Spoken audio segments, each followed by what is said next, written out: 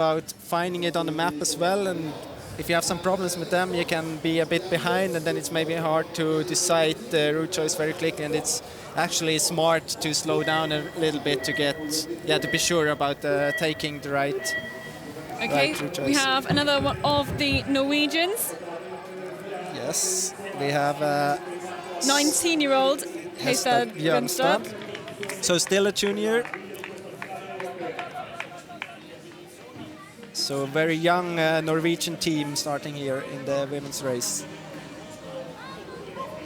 But not making those hesitations that we saw the Belarusian make. 1 minute ahead of her. And we will see probably a few people catching each other up. Hopefully not too many with the 1 minute start interval, but it will happen.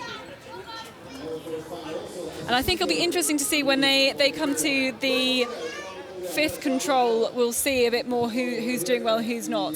And here we see that she is continuing the same direction. And I think that's a good choice. But she will be surprised there how it's very bright out when you're running. The sun is really strong, and you come in there into this passage, and it gets very dark, and you're almost blind for some seconds. And I think we'll see many, or they will be a bit surprised about. They expect to be able to read the map there and maybe get some seconds, but it's almost impossible. I don't know if the GPS is right here. We see. There are a lot of buildings very close exactly. together. I mean, we're going to expect the GPS to be a bit haywire. It's another Norwegian runner, Eirin Svanø Hofstad, and also she is quite young, 23 years old. She had a 7th place in the Norwegian sprint trial, and she came in as a reserve runner to this race. You can see the way she's looking to her left towards the start control. She knows where she's going, even though she wouldn't have seen anybody else in front of her because they come through the building. And looking very speedy, already folding that map up very small to make the right decisions, looking carefully at the course. You don't want to fold up too much though, or you miss the massive leg over to number 5. This is Hestad Bjørnstad on her way to control number 4. And now we can see if she was able to plan on beforehand, or if she has to slow down a little bit. And this is already the 5th control, so this is this is Violetta Feliciano. Yes, and she is already coming to the map change.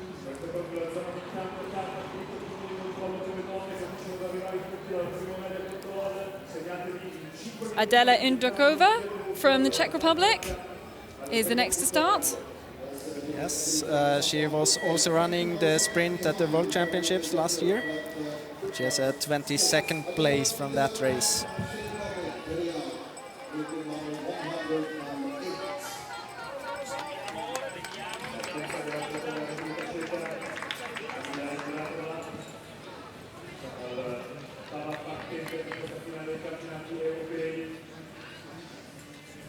And now here we see the long leg with some route choice, and she decided to go quite straight. I think that's a good option. There's another option a bit more to the right, but I think this one is good. Now she is coming to some stairs, and they are turning a lot, so that slows you down quite much. But otherwise, this route choice is quite straight and maybe a bit easier to execute than others. So I think that's a good choice. Ingrid Lundenes, another Norwegian. Another young Norwegian. 4 Norwegian. Norwegians we've had in the first 9 to start. Exactly, she's 20 years old, and also for her it's the first championships.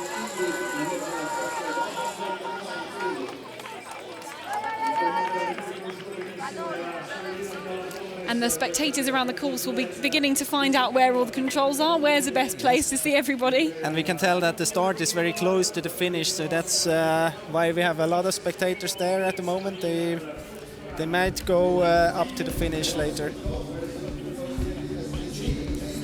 So this on the long leg, Hestad Bjørnstad on the GPS tracking on the way to control number 5, our first TV control.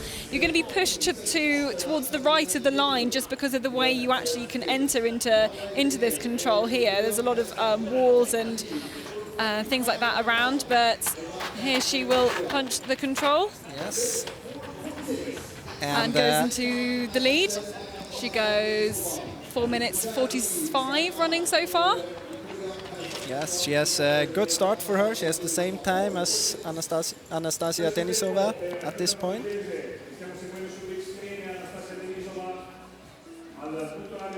Oh, got to watch out for the tree. And at this point, she has no idea what the rest of the course looks like. They will get the map just after that. So that might have been a bit moment of stress for her. She might not have been prepared for that at this point, and then you... Yeah. But that was control number 11 for Caroline Jutterup from Denmark. She goes through that in 9 minutes and 18 seconds. Lia Vercelotti from France is the next to start, number 111. Yes, a little bit more experienced runner. She has already done some championships in her career. She'll be used to starts like this one.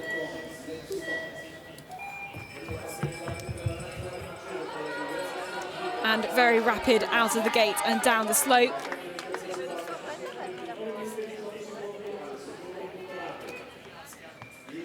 And so far we've seen all of the women taking the same route to control number 1. But let's catch up with the fastest runner out there at the moment, as of TV control number 1, Heistad Bjørnstad from Norway. Now, I don't think we can make too much out of those, out of that GPS tracking. It's quite nice in there. You have to go into one courtyard, back to the other courtyard, and then possibly to number 8. You're going back through number 6 again. Yeah, exactly. And then you have to. It's better to take the left route choice from there, as we tested to number 8. Anja Abte from Austria is number 112.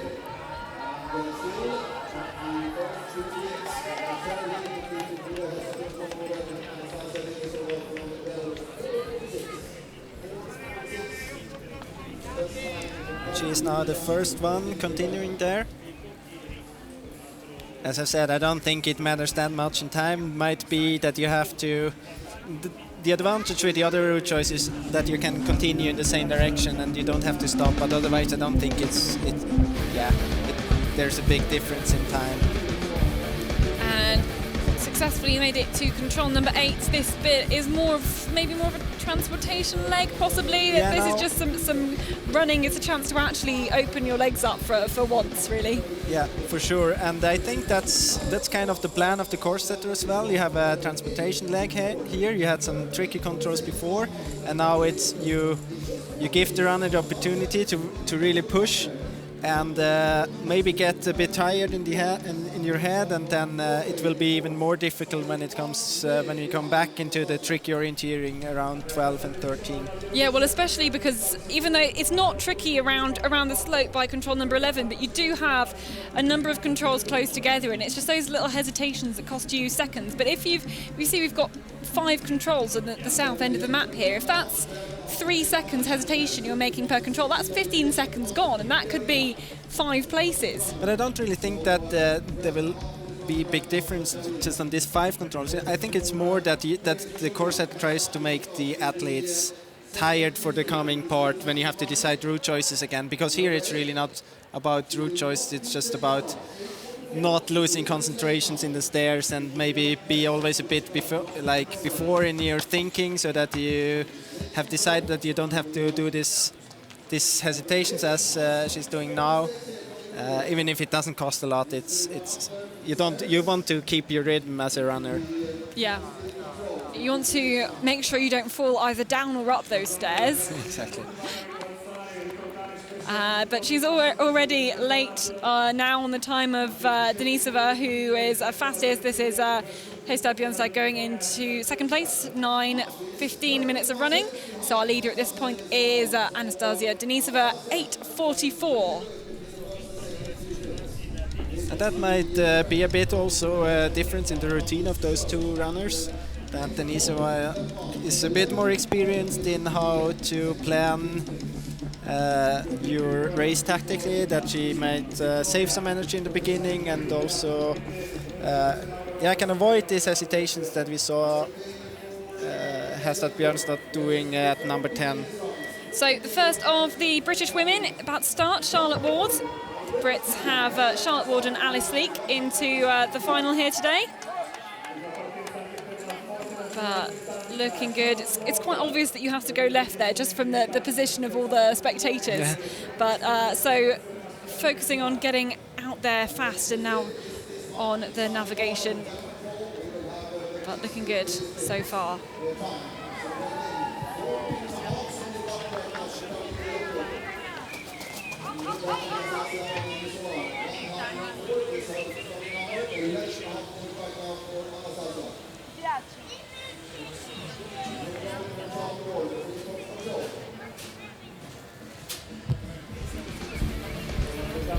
Now we're back following the young Norwegian. I think she's still doing a very good race. No bigger mistakes so far, and I mean that she was 23 seconds behind, 30 seconds behind compared with Denisova is not a big surprise. We have Denisova as a medal winner at World Championships, so that's a very good opening. But I don't know. Let's hope that the GPS wasn't that accurate there. Let's hope here's our first runner into the arena for the run through. It looks like Carolina Jutterup going through quite a long run through, slightly uphill, and the spectators in the arena are cheering her through this control. It is very, very warm out there, and all the buildings close together mean you've not got much of a breeze either, but after TV control number 2, that is about 15:34 for the Dane. So this is the first Swiss. It is. Valerie Abischer. She is 20 years old. And all of the Swiss runners made it into the sprint final, didn't they, today? They're going to be contenders in every single race this week, I think. They've prioritised it in their training. They've done lots of training in the region, in similar terrain, both the sprint and the forest competitions. And I imagine there's a great team atmosphere. They're all ready to go and to perform in front of their home crowds. So Valerie Abischer, the first Swiss runner out in the field in this final. Many more to come.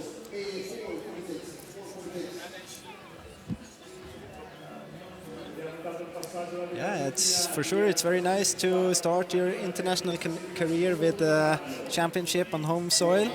If we compare that with Daniel Hoopman, it's actually his first championship on home soil. He missed the one 2012 due to an injury with his Achilles, so he had to wait a bit longer for his first home championships.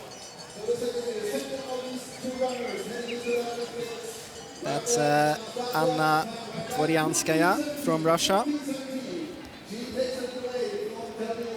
Meanwhile, just a little time check from in the terrain. We've had Anastasia Denisova go the fastest through our arena run through with a time of 14:17. But this is our first finisher, Carolina Jutterup from Denmark, who is going to get to the finish around about 18 minutes of running so far. It's quite a long run in, giving the spectators lots of time to cheer her round. It's been a very, very tough course, demanding mentally and physically, and there is our first finisher, just over 18 minutes, 18:02. And we will expect that to come down by a few minutes. Yeah, usually we have winning times from around 15 minutes, so yeah, I don't think she will take a medal today, unfortunately. So Hestad Björnstad is our next we should see come through the arena. You've got to make sure you go properly go out of the fence and then round the corner. And here she is. Here's the young Norwegian punching the control just by the tree in the distance there, and we will be able to see her soon from our position. We've got a lovely balcony spot. We can see all the runners coming through, and here we can see she's already planning the rest of the course. This bit is just for running. She can be looking ahead, she can be checking control descriptions, checking control codes, and that really is what she's doing at this point. So she's got to round the corner. You can see her making good progress, punching the control, and then there's actually a choice to go left or right around here, but I think most people will go through the building and go right. Yeah, and I also think that this is the faster option, actually. Yeah, looks very smooth. So our first finisher has the privilege of sitting in the winner's chair. Not for long, but she's enjoying it whilst it lasts. Then 121 is Teresa Janosikova, the young Czech runner who made her senior debut last year, I think. Yeah, but still, she is still a junior, so that was quite impressive to make the debut last year already at the World Champs. Yep, she did very well. A promising young Czech talent into European Championships.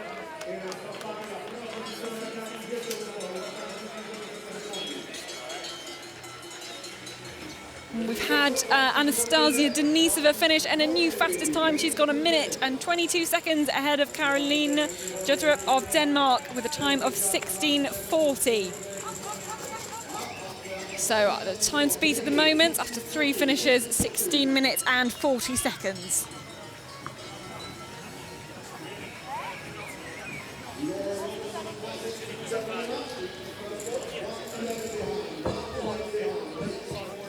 And now I think we have another very interesting name here at the start, Sara Hagström.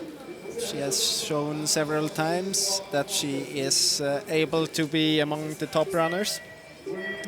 And she had quite a good spring already. So I think we can expect some good split times here.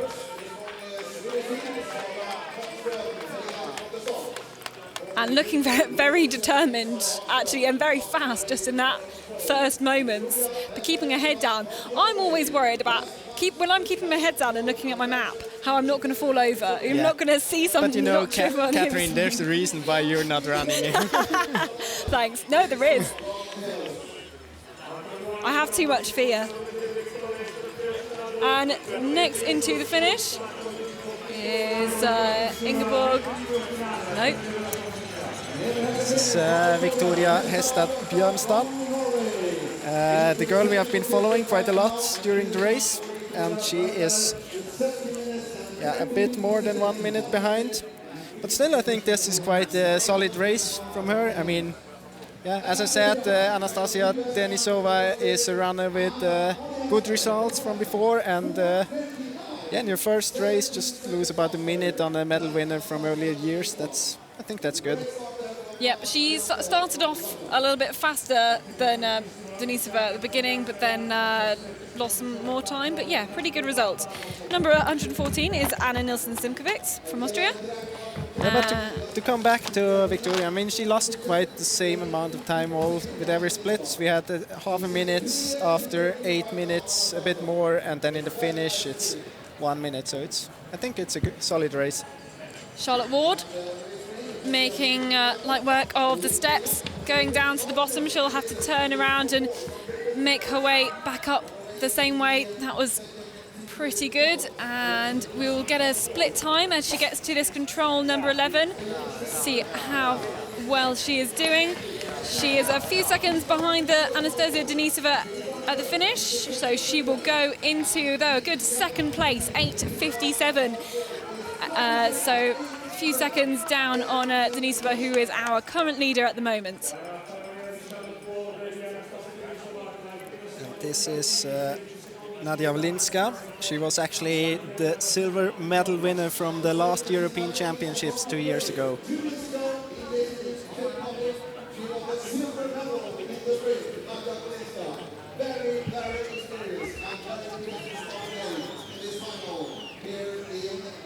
So some good experience and showing she much prefers to run on the grass here than on the gravel. And that's the advantage of going that way round, is that you don't have to stop and turn around with the touch-free system. That's how it is. So Paula Gross is next to start. Yeah, another young Swiss runner.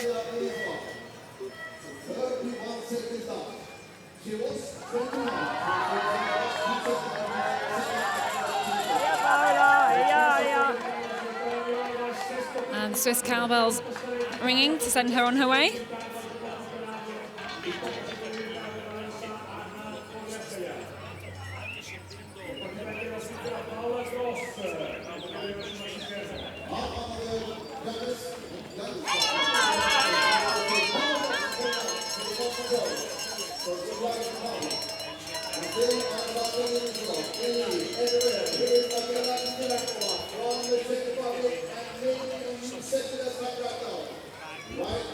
This is Adela Indrakova setting the second fastest time at the finish, going 17:40. That's a minute behind Denisova. So, as we might have thought, one to watch. Denisova, a good, one who maybe underperformed at the qualification, but good efforts to just sneak in ahead of Heystad Bjørnstad to take second place from the Czech athlete.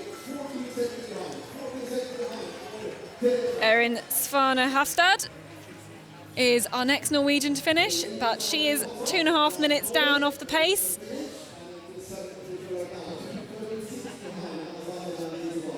And she goes into 7th place out of a total of 8 finishers so far.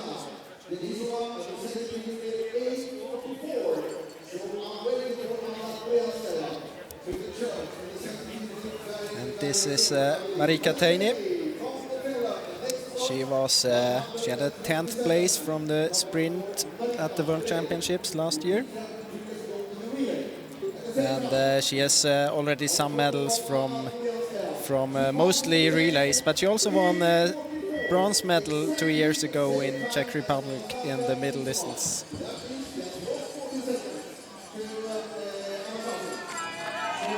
So a good team runner taking the first corner, carefully making sure she gets the right route choice into the first control and choosing the way we've seen most of the women go.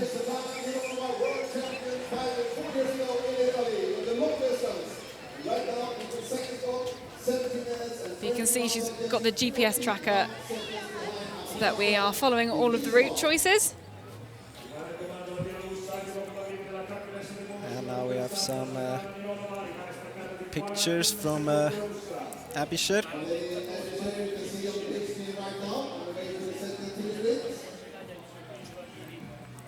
In slow motion down the stairs. And she went to that control in 10th place, 45 seconds off the pace. But Alice Leake is about to set off. She's had some good relay races with her athletics club. She's had some good results, is training very hard, is in absolutely great shape after moving back up north after a couple of years down in my part of the country. And she was our best female qualifier of this morning. We'll be looking to put together a great race today.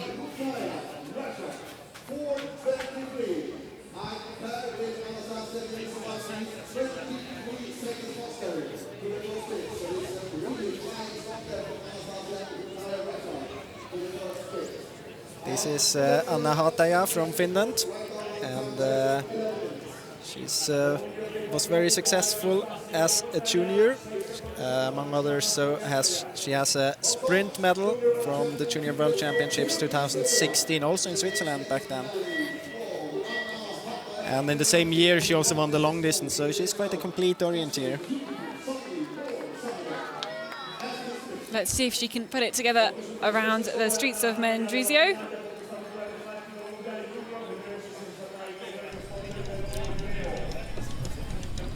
And that is a comparison between Ruth Naya and Paula Gross. And we have Ruth Naya is leading at this fifth control there. with a time of 4 minutes and 23 seconds. With something of a mistake, we're live on Paolo Gross, possibly. Yeah, it's also possible that the GPS just a little off as we see her coming through now. We will get the time check. She goes into the joint third place, 20 seconds down on Anastasia Rudnaya, who's had a good start, as has Anna Dvoryanskaya, also Russian. So we will see them soon come through some of the later controls. In fact, Dvoryanskaya has got the same time as Denisova at TV control number 2. This is Ursula Kada from Austria. She had quite a good season last year, and she came in 8th position at the World Championships in sprint. And this is Isia Basse on her last meters. She's a little bit off the pace of Denisova, but looks like she might sneak into second or third. Looks like it's going to be a third place for Isia Basse. We have in first Anastasia Denisova, second Svetlana Mironova, and third Isia Basse. So just sneaking in between second and third. Maya Sayana. Nope. Sianoia. There we go. Yes, she has actually been running the European Champs 4 years ago in Portugal, and she has a 25th place in sprint from this race.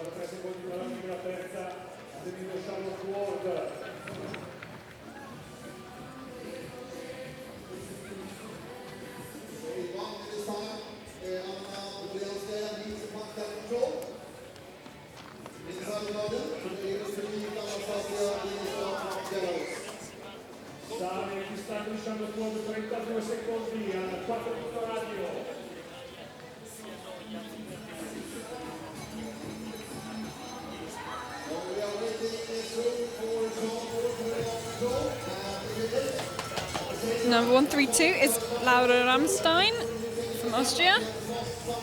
Yes, she has quite many championships already. She was running first championships back in 2012 in Falun, Sweden. And her best result in sprint is a 21st place 2 years ago in Czech Republic. And yeah, she's 25 years old. So. But Charlotte Ward into the finish, and she may well just get into second place at this point. Goes into second place with a time of 17:21, so that is 41 seconds off the pace so far. Looks like she was happy with that one.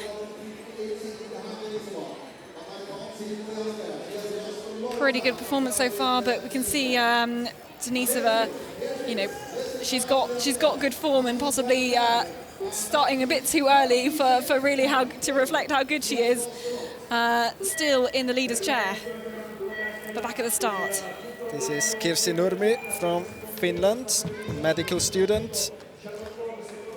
She has a 13th place from the sprint 2 years ago from the European Champs.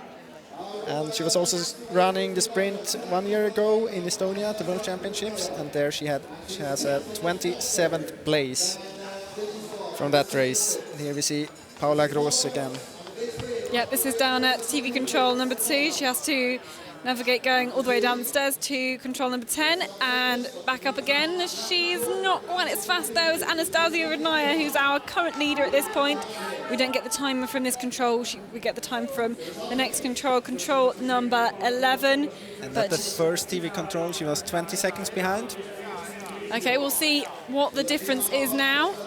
Has she managed to catch up any time on the Russian? It's looking good. So into second place, and that is 8 seconds down.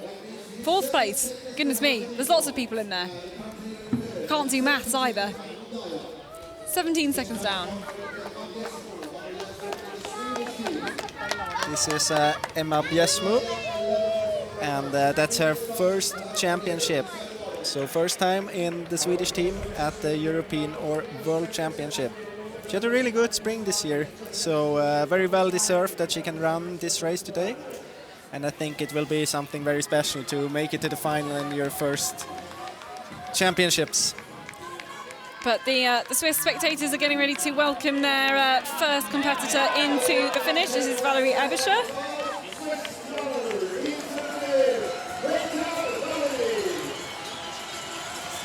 The flags and the cowbells are out in abundance for the first Swiss runner to finish in the final here on home ground, on home soil in Ticino.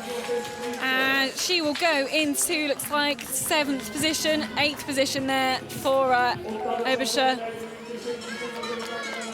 But back out into the field, Sari Antonen has just started, number 135, the Finn. And again, Anna Dvoryanskaya goes into 2nd place, the Russian, with a time of 17:14.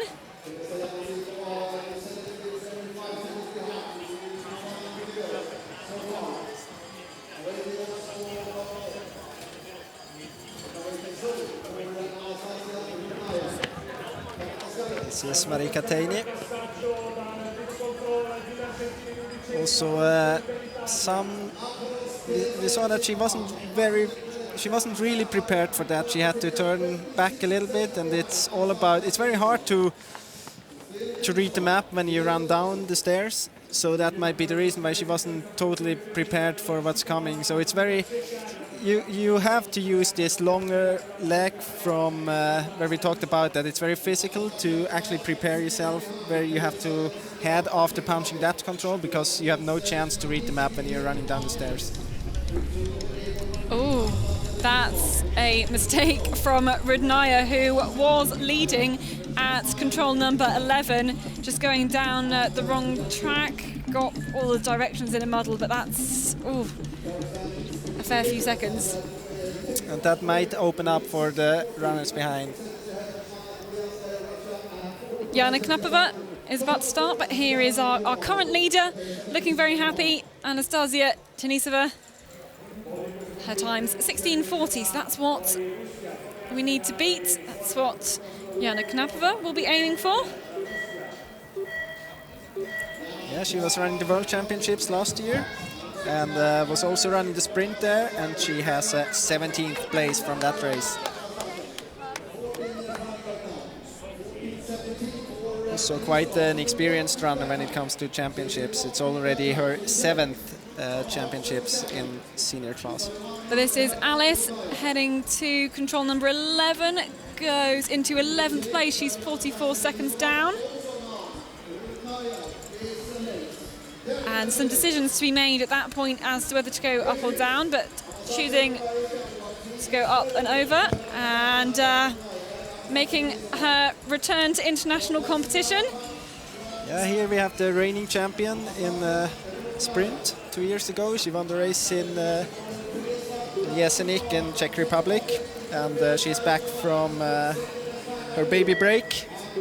Her baby holiday, I think someone called it. I think she's just very excited to get out there. She looks. Yeah, I hope so. She looks very excited to get out there, and she was definitely one who's going to be cheered on all the way around by the crowd here today.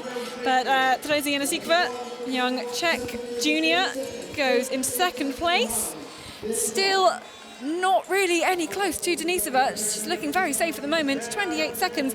Let's talk about Judith Vida and where she is in recovery from having a baby. Yeah. Is this her something she's focusing on, the European Championships? I talked to her husband today, and he told me that she's very satisfied with where she is at the moment, but it's more scheduled for the World Championships and not really focus on the European Champs.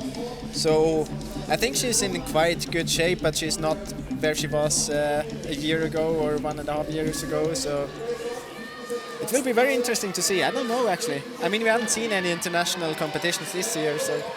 We will not know, but this is Paula Gross, the second of the Swiss runners, and you just saw on the GPS tracking there that she's neck and neck with Denisova, who's our current leader. No one else has really managed yet to get close to her, so this is the only one who can possibly challenge her at the moment. She's got 5 seconds to make it to our TV control to see whether she is able to take the lead. She's 4 seconds behind, but still in touching distance of the leader's chair at the moment. And we can see that Rudnaya, looking back to the GPS tracking, really far down. And when you see the trend for her, it's really positive. She was 20 seconds behind at the first TV, and now she's almost in contact there. So it's only some meters left. It's not very much. 3 controls, maybe 4 controls, but still there's a possibility.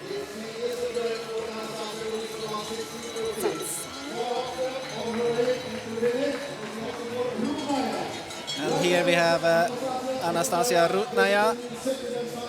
We saw her doing the mistake before, so that might be where she lost the lead.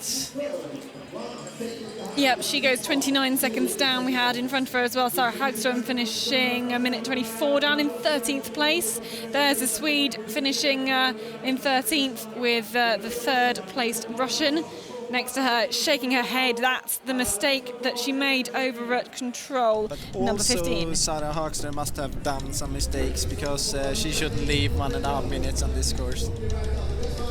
And Gross and Denisova are going 2 different ways. Exactly. I tested this route choice actually together with Simona Nikli, and I think that Denisova's is a bit faster. So if we think about that, Gross was 4 seconds behind, going through control number 19 and then losing some more seconds to control 21. Looks like Denisova, unless she can put in a really big sprint at the end, Denisova is safe. But this is the Swiss runner. Yes, and this is the second last control. So now she's really just some running left. She's coming up here, and then the last control is just behind this sculpture. Yeah, the sculpture, punching there. And in front of her we have Walinska, silver medalist from 2 years ago. And I don't think she will make the time of Denisova, so... No, she's got 5 seconds to make it into the finish line, and it is too much to do on the run-in. That is the time. She's going to get 2nd place, and the Swiss flags are out there to bring her home. She has got someone to chase right to the line. So she comes close to the leader, Denisova, who was our 4th starter, but not quite there. This looks like Lina. This is Lina Strand. Back from some injury problems. She had both a broken hand and some problems with her Achilles this spring. She didn't compete that much, so it's hard to say how her shape is. So I think it will be as exciting for her as it is for us to see what she can do today. But sometimes when you have no expectations, you can actually, you're under less pressure, you can perform better, for some people anyway. Some people perform best under pressure. But here at control number 5, it's Judith Vida going through the map change, not quite getting it though, that's a few seconds. And she is 5 seconds behind Anastasia Rudnaya, but Rudnaya, we know that she did some mistakes later on. And Sigrid Alexandersson coming from nowhere to take in 2nd place. Yeah, from nowhere is maybe not. We haven't seen her, but she had some good splits before, so... But this is this mistake, though, from Judith Vida, just not grabbing the map. You have to be focused all the way. You really do. Maybe those are the skills you miss when you're away for about a year. Then do people practice map changes like that? So. But it's the small things that count. It is the small things, and especially on a sprint like this when she's 5 seconds down at that control that we just saw. Monique Katani, though, is coming into the run-in. She is a little bit late on the time of Denisova, but we'll see what she can make it into the run-in. From the Finn, who's already behind the time of Denisova. We'll see where she can fit in by Sigrid Sanderson of Norway. So she goes into 3rd place, pushing Paula Gross down into 4th. But also she did a good race from after 2nd TV control. And Tova's looking rapid out of the start. Tova Alexandersson, the 4-time World Championship medalist, but we don't often see her race sprint, and this is why we don't really know what to expect from her. Yeah, it's very hard to predict, but actually, I mean, every race she runs, we can expect a medal, or she has a chance to make a medal. And I think she plans to run all the distances this week. That's very interesting. There are not many runners who have done that. And here we see two different route choice possibilities, and that's what I talked about. I don't really think it matters that much. Maybe you could have chosen more right from the beginning, from the control. They have chosen to run left in the beginning and then to the right. Maybe you could have chosen right from the beginning, but it's more crucial to execute it well, I think. I think going right gives you an easier route into the control itself. But Julia Gross. And interesting with this long leg is also that they actually built a passage which isn't there from the beginning. They built some stairs up on a garage so that you can cross, and that's something you couldn't plan on beforehand. So that might be a reason why it's harder to see it for some of the runners. But here we're live with Maya Alm's GPS tracker, and here she is on the map change. Better map change than we saw Vida doing. Maya Alm goes into 4th place at that time. She's 8 seconds off the pace, which is Rodnaja's at the moment. But Rodnaja, we did see make a mistake. Now here's someone you think could do well. Yeah, I think this is a very interesting name. She had a really great spring, and you could really feel that she took 1 or 2 steps just this winter when she was training very hard. And she has also gotten Thierry Chauchou as her mentor in the national team, and I think they worked a lot on her technique, and it will be really, really interesting to see her perform today.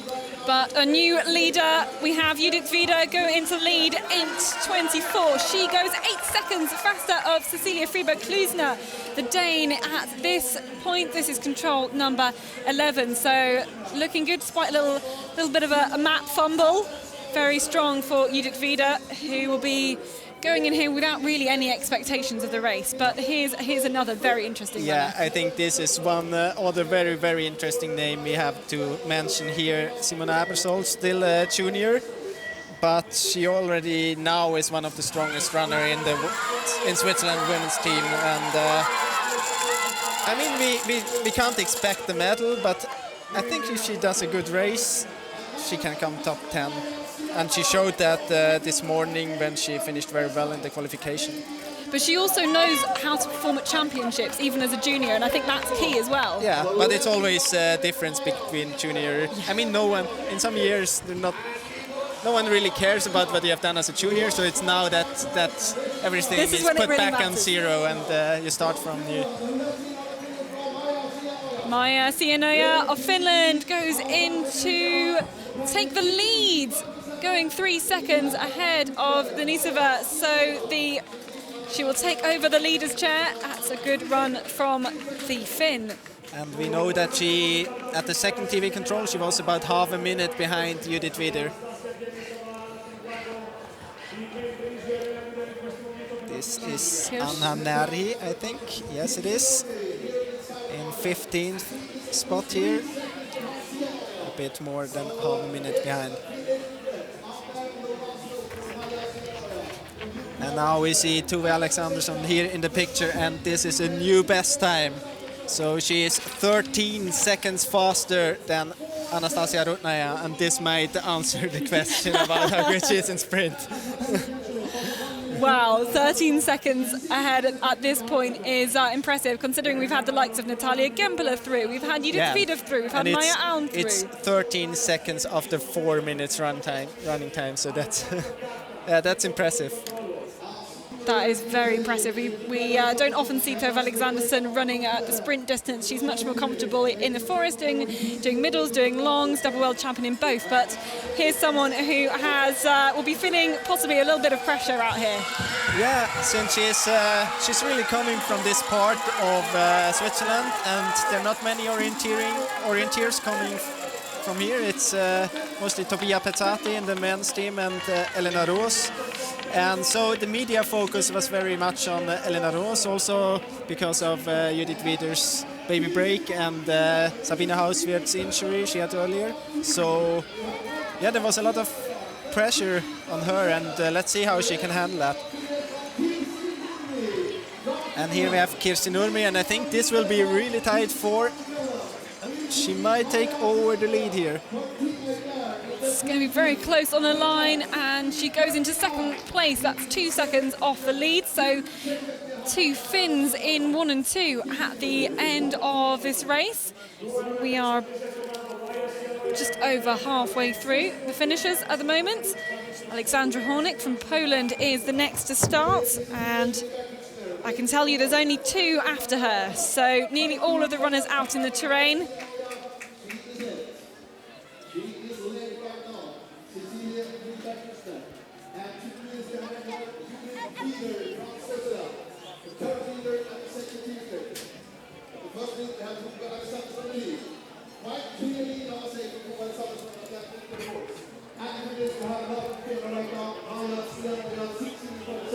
But the crowd here are waiting for the likes of Judith Vida to go across. But here is one of the heat winners.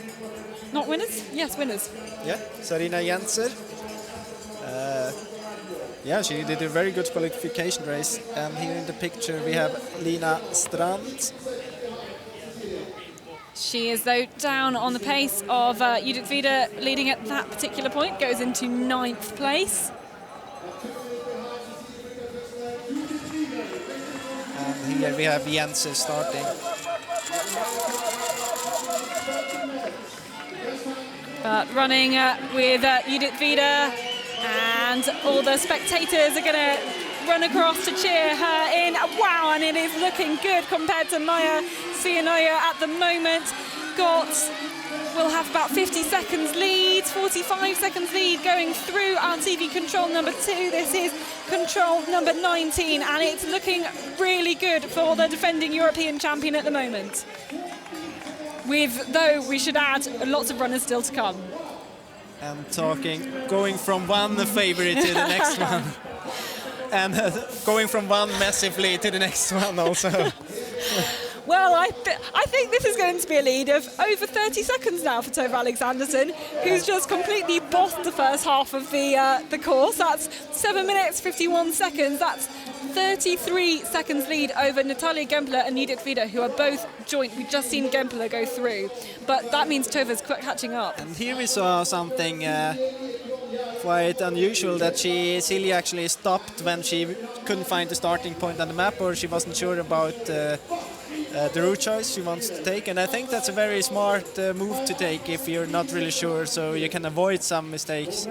And she must have done something like that this morning already, because she won her heat, and let's be honest, she is not known as there are other runners who we had expected to win the heat in front of her, but she did very well. So sometimes it's very, very good to run with clear tactics and plan everything.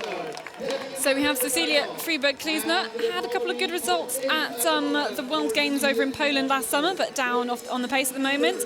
But this is who the Swiss crowd are waiting for. And looking very strong into the final few stages. This is the last control here for Judith Vida, just checking it's got the punch, and now the Swiss crowd are ready to welcome her into the arena. The tones of Per Forsberg are whipping the crowd up into such a fury, and this is looking very good from the Swiss runner at the moment. Coming back from her baby break, she is looking a whole minute faster than the rest of the field at this point. And Judith Vida, with a great run on return to international competition, takes the lead as she crosses the line. That is a minute lead, 57 seconds lead ahead. Now she's got to be pleased with that. Yeah, she has to be satisfied with this race. I'm sure she is very, very satisfied with that. Maybe some seconds she can be faster at the map change, but otherwise it was a pretty good race. So if there's a couple of seconds in it, she'll be kicking herself at the end. That's impressive.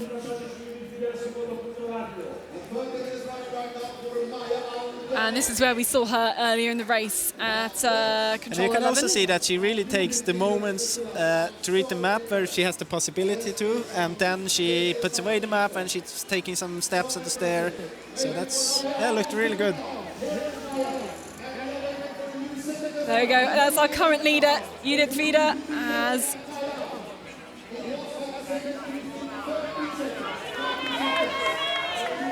And this is Simona Abersold, and she actually had a really, really good time at the first TV split. She was only 6 seconds behind Tove Alexandersson there.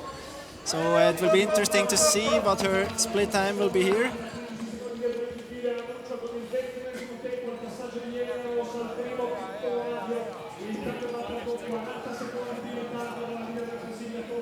she's going a long way up the hill. That for sure way. wasn't the best route choice. There she will lose about 5 seconds, I think. But there we go, that's into second place. And this is a really good start. I mean, she's still a junior.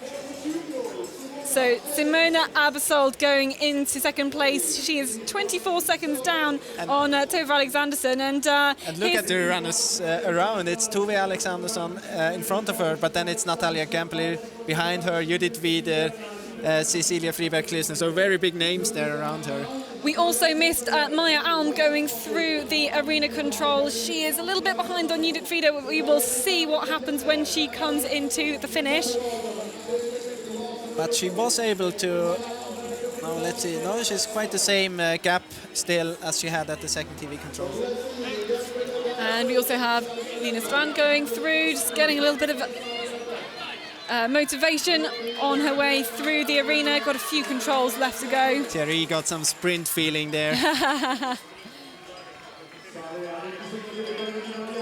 And we will check Lina's time as she goes through this spectator passage in the arena. Just a little bit of running left to go, and goes into 8th place, 54 seconds down. But this is Maya Alm. I feel I've lost count of how many sprint medals she has won, but only has 4 seconds to make it to the line if she's going to beat Judith Vida.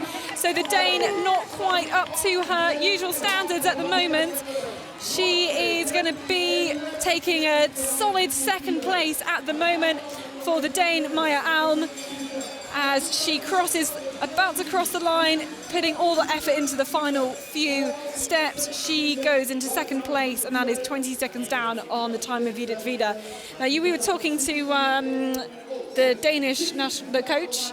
Yeah, and it sounded quite the same as it sounded for Judith Vida. She's on a good way, but more focusing on the World Championships than the European Championships. And he said that she actually is ahead of her schedule, but not the schedule for the European Champs, but for the... Yeah, but a lot of the Swiss runners, they're really focusing on this competition. Maya, waiting for Latvia. But here's some live GPS tracking, and we actually just missed Tove Alexandersson going through the arena with a 32-second lead. So this is the gap that she has over Vida, who's our current leader. Gempeler is also in there as well. So I think it will be... Yeah, I mean, it's only Simona Abersold out there who might threaten, but she's quite a lot behind. So, and I mean, it's not that Alexandersson is a runner who usually gives away a half minute's lead. So I think we have our European champion here. But here's Natalia Gempeler. She's running through the last control. She caught up a whole minute on Lina Strand, so looking good for the Russian. She's taken several sprint medals in her time. And she's got 12 seconds to make to the line if she can steal top spot from Judith Vida, but I think it's going to be too much to ask for the Russian, who's lengthening her stride and rounding the corner. And overtaking the Swede, overtaking Strand on the run-in, but it's not going to be fast enough to take the top spot. She goes in 9 seconds down. We've also got Alexandersson in as well, and this is surely going to be a new fastest time, a new leading time. Look at that. That's over 30 seconds ahead of Judith Vida. And And the multiple world champion takes the line and has a new fastest time, 15 minutes and 16 seconds. What a great result for Alexanderson, who we do not normally see run this kind of distance, this kind of discipline. Getting a congratulations there from Edith Vida, and typical Alexanderson style collapses after the finish line. She really has given it her all. But here is Selina Jenser, and she is down. She's in 8th place at the moment. Doesn't look like she's going to challenge at the top spots, but this is the leader. With still a few runners to come in. What a great dive for the line for Tove Alexanderson.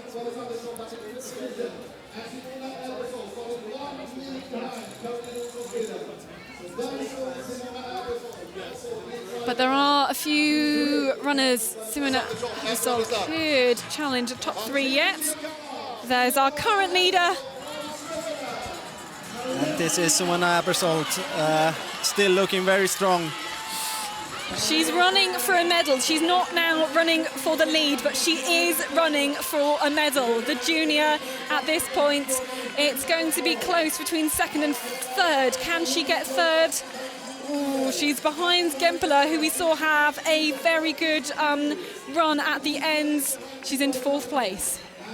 Yeah, and it will be very, very tight, because we know that Alm and Gempela are quite about the, they are quite about the same time. So yeah, not much left of the course, but as we saw, there's still one route choice where you can go.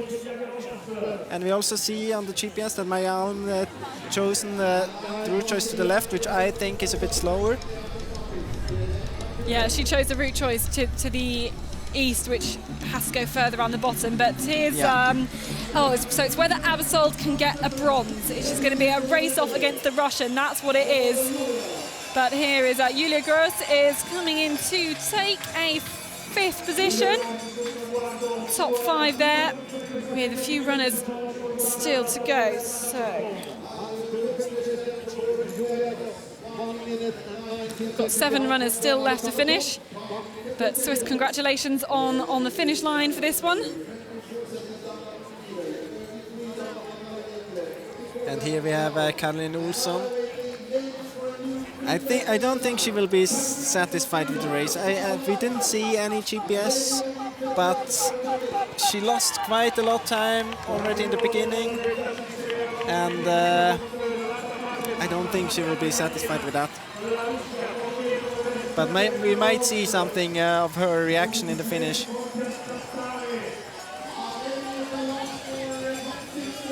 And Caroline Olsen will sneak in just ahead of Julia Gross to take 5th place for the Swede. And here is Habersol. She's got to really, really sprint for the line if she's going to make a medal for the Swiss team. The Swiss junior, multiple junior world champion.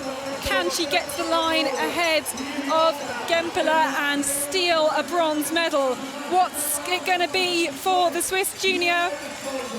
Looks like she's a little bit too late for the 3rd place, and is going to slip slightly behind Maja Alm to just sneak in for 5th position. But what do you reckon? Top 5 on your senior debut? Not bad. And still a junior. And still a junior. Yeah, that's really good, really impressive. As I said in the beginning, it's hard to expect the medal, but the top 10, and now she makes it to the top 5. So that's really, really impressive. And I think we can expect a lot of her in the coming years. Might be one of the big stars of the future. Well, if she continues like this, then surely she will be, because that is a very, very impressive run from the junior to take that 5th place, but did no damage to the medals.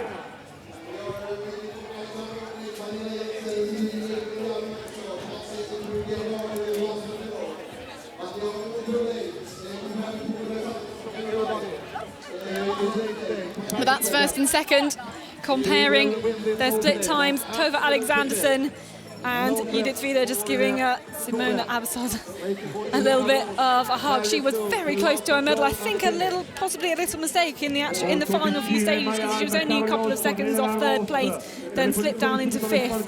But I think Judith Vida's got to be very happy with the silver medal there. I think both girls in the picture will be very happy. Tove with the first victory already in the first race, and there's some more races for her to come. I'm sure there will be another chance for one more medal then later on this week. Absolutely, but Tatjana Ryabkina into 12th position. And this is Elna Roos. We didn't see a lot of her. But she's going to possibly make a podium position here for Elena Roos, the local runner.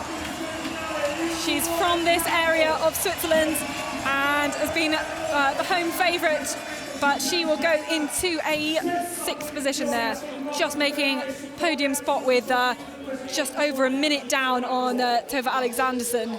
And I think that's a good performance. It's a 6th place here, and then the big advantage she will have in the forest distances, because it's quite special terrain here, and I'm sure she will have some kind of advantage there. And I hope she is satisfied with that race, because it's top 6 is really good. Top 6 is really good, and under the pressure as well.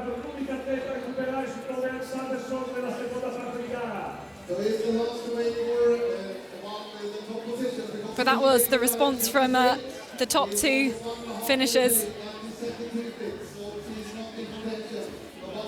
A lot of respect for Elena Roos. But those are the top 3 that we can see there. Natalia Gempeler is looking happy, but I think Elena Roos is not happy with that. No. She has a lot of expectation on herself. Yeah, but I think very soon she will realize that actually this is a good start into a championships. And as I said, I think she will have more advantage in the forest. And yeah, I mean, top 6 is always good at championships. Nothing to complain about.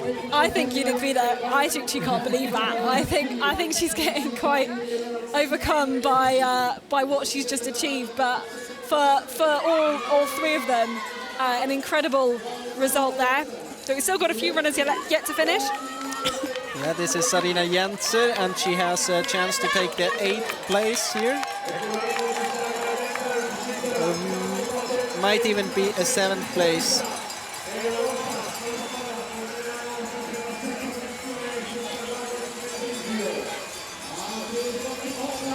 Yeah, but it's going to be close, 6th or 7th. Can she just beat Caroline Olsen? But Sarina Jenser will go into 7th place. And we can say it's a very strong performance by the Swiss women team. We have Wieder on 2nd, and then Abersold on 4th. Roos on 6th, then Sarina on 7th place, and then also Julia Gross on 9th place. So that's really good team performance there. Absolutely. Five runners in the top 10. Yeah, you've got half the runners in the top 10 are Swiss. So I think that's a good news. So the coaches are satisfied. I think they deserve to be. They may not have got the win, but that strength in depth performance there for the Swiss ladies is really impressive. But for Judith Vida, who had a baby in December, we missed her for all of last season because she was on her baby holiday, as she called it, and coming back from that puts all sorts of different pressures on your body, and it's different for everybody as well. But 3 very happy faces will be on the top of the podium later. So let's just round up the results. These are not official results yet. We'll have to wait, I think, 10 minutes until from the last finisher to make them official. But here we go. Tove Alexanderson in first. Judith Vida from Switzerland, 24 seconds down in second. Natalia Gempeler in third place, 33 seconds down. Then we have Maja Alm of Denmark. Simona Abersol, great performance from the junior into 5th place. More Swiss ladies packing 6th and 7th. and 9th as well. And any particular performances we can pick out from the lower ranked athletes. Denisova, who was leading for such a long time, eventually into 12th place. Yeah, and we also had Rutnaya, who had a very good start and then lost a lot by a mistake. But I really want to highlight Tove Alexandersson again. I mean, it's a half a minute, and she knows she will run all the distances here, and it's incredible. I mean, no one talks about her as a sprinter, but that's just because she never runs sprint in championships, and then she comes here and it's some kind of a demonstration of her strength. She's half a minute faster than everyone else, and I'm sure that even the terrain in the forest will suit her very well. She's a very strong runner when it comes to strength as well, and it's a lot of climbing here. And I think that the ski orienteering fans out there will be pointing out she does the sprint distance at ski orienteering, and she smashes that as well. So she's got that strength of getting up the hills, doing the shorter distance, even if I have it's no idea how skills. if you can compare ski orienteering with orienteering. I'm not experienced enough in ski orienteering, but still, yeah. It's not quite the same, but it's still, you know, she does all the distances, and the fact that she's training for that, she is by far the strongest in ski orienteering, and just getting that strength to, you know, to pull her way up the hills like nobody else.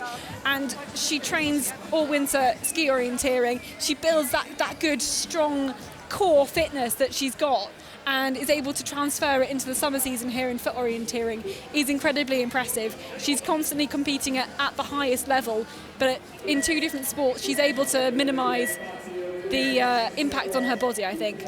But let's end of one race, beginning of another, and it's another Dane to start us off. It's Magnus Duet from Denmark to begin this men's competition. Yeah, and we can say the beginning is very similar, almost all the way to the long leg and to the map change. It's quite similar. It's quite a similar course. And here we see Devet, and it's his third international championships. He was running the World Championships 2016 and also the European Champs the same year. And now he has the honor to open this race today. We have 54 men have made it through to the final after running in Bellinzona earlier today. This is Kasper Fosse from Norway. Very young runner, he's only 19 years old, and he made the way to the European Champs because he has a second place from the sprint trials in Norway. So obviously a very strong runner from another very strong young Norwegian here. We've seen many young runners in the women's. Maybe Norwegians class are about to break into this sprint orienteering. Let's hope so. Let's hope so. Let's hope they can do that. But yes, as we can see, to control number one, it's the same for the men and the women. This is the course. Talk us through it, please, Jonas. Yeah, as I said before, it's quite a similar course in the beginning. There's some controls more here till the fifth control, and then we have the same long leg as we had in the women's race before. But I think we've seen most of the girls running to the left, which is good. And then we go in this very narrow and old town-like area here. And then we have the same leg, same, quite many controls the same here as in the women's race. Again, a lot of, you can push very hard physically. And I think the idea is to get the runners tired. And then you have some more route choices to come here. It's quite hard to see, not only on the map, the passages here, but also when you're in the terrain, because some of the passages they just opened for this race. They look quite private when you run there, so it's not very intuitive to run there. You check your map twice to avoid to run into a forbidden area, but actually it's allowed to run there. So I think that's very tricky. That you have to be very sure where you are and where you want to go and hit the passages. But I think it's well planned with different sections, and it seems planned for a reason, to make it hard in this particular way would create that particular challenge for the runner. Yeah, and it is a very nice area for sprint orienteering. It looks quite okay on the map, but it's actually very narrow and even dark in some place when you have some passages, and that makes it impossible to read the map for some seconds. So you have to be flexible in your mind as well. Yeah, you're thrust from really dark places to the bright sunlight. And this is actually a very interesting runner we have in the picture here. It's Emil Svensk. He was very close missing the final today, but he just made it in, and he's kind of known as a sprinter in Sweden, but to be honest, it's a kind of unfair to call him that, because he has a top 3 position from last year's World Cup in all of the distances, in long, middle and sprint, so a very strong runner from Sweden. Yeah, he's someone we could be looking to set some Absolutely. early fast times, so keep an eye on him. But this is Vincent Cupin. He took 18th place at the sprint in WOC World Championships.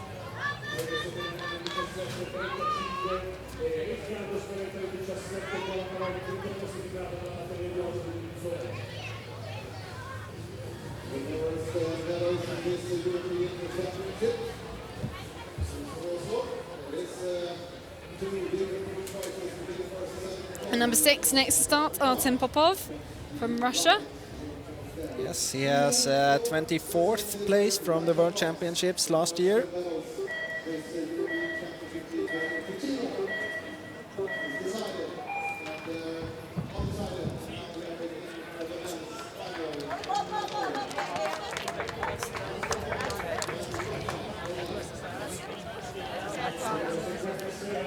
And now we can follow Emil Svensk on his way. Looking very smooth. Yeah, and it was a good route choice to the 5th control. It's good to keep on the right side of the house there.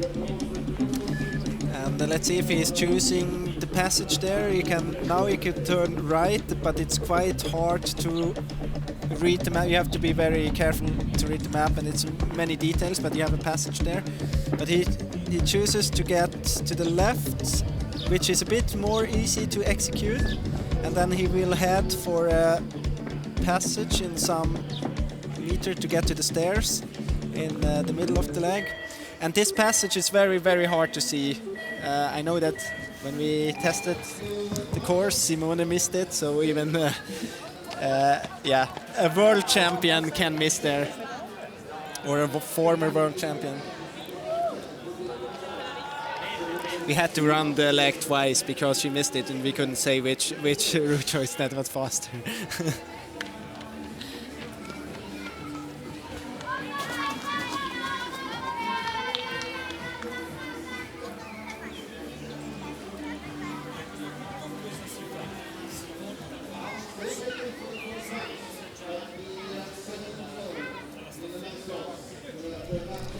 Back there we saw that he was taking the stairs there in the middle, and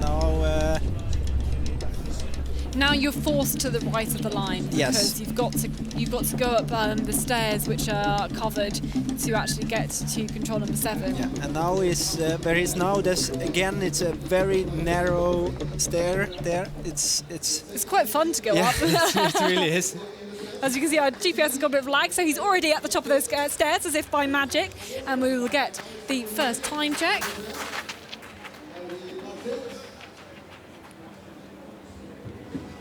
Well, it's not come up on our systems, so we will try and get that fixed, but taking the map change with a few problems.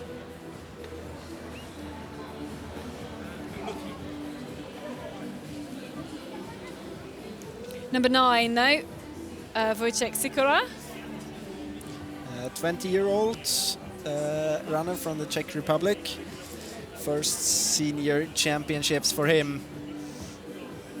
He's been waiting in the quarantine to get started. And in his first senior championships to make a final in the sprint competition. It's pretty good.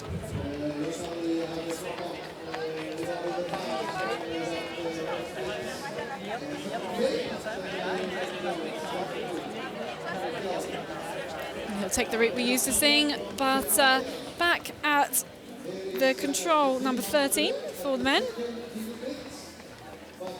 This is our first starter, Magnus Duet.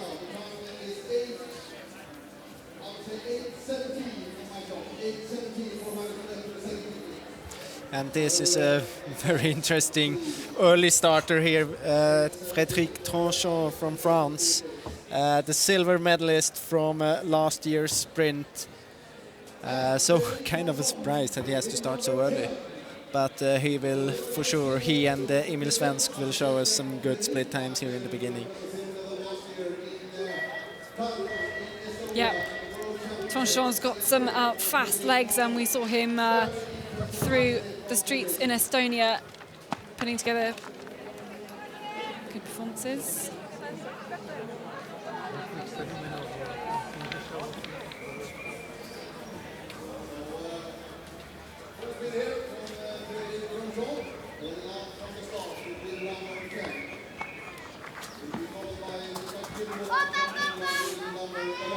He chooses the left side of the path there.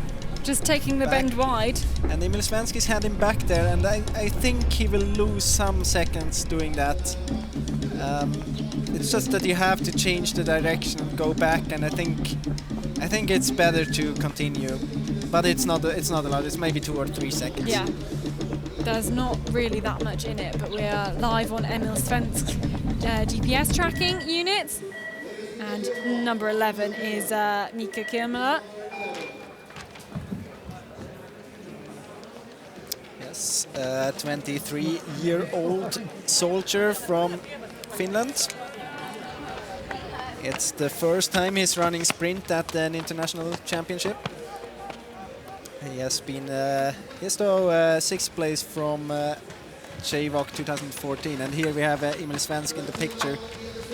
He's got up 1 minute on Thomas Hendricks, so that's a great first start from the Swede. And there we could see that he really was prepared for what is coming. He's just punching the control, turning around and taking the stairs up again.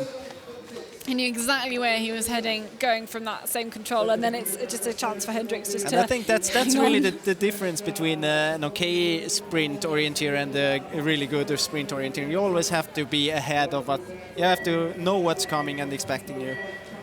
Also to avoid missing passages and doing small mistakes. Loic Capin.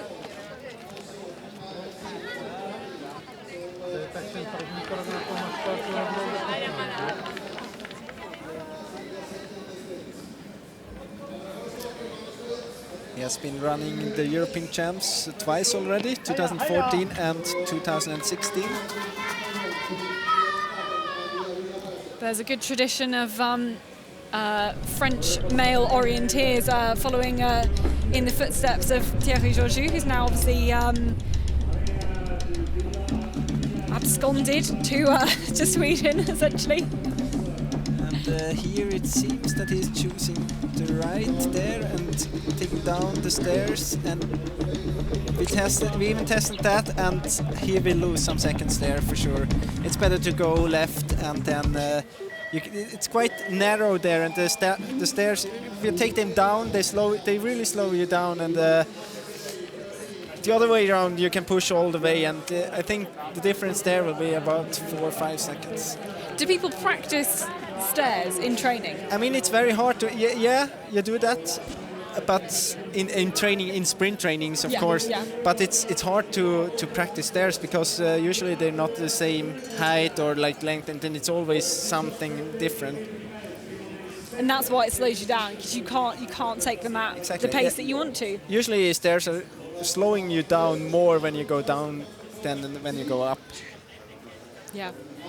So some people would choose route choices to avoid that because of the time that it loses you. In the picture we have Andreas Riedlinger from Switzerland.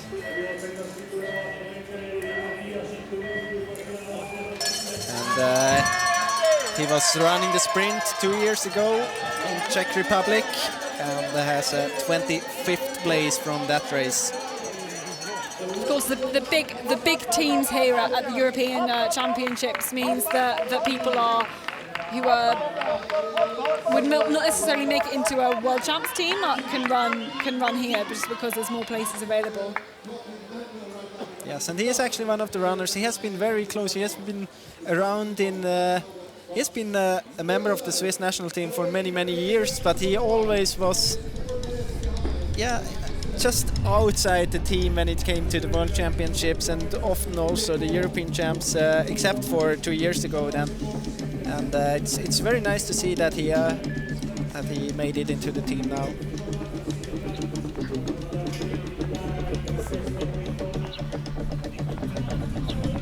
So this is synchronized with Svensk and Rudlinger. Yeah, we don't have to. Now we got the controls in there.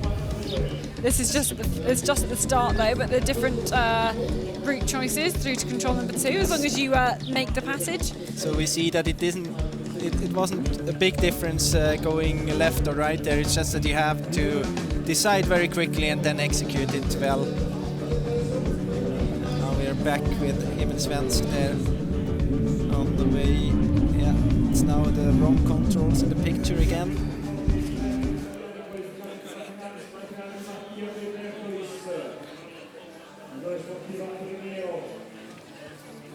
So there we saw actually the reason why they have a map change. Otherwise you would you go into the same area twice and then it would be very confusing if you had to have all the controls on the same map. And also it's a bit to avoid that the runners can prepare too much for what's coming.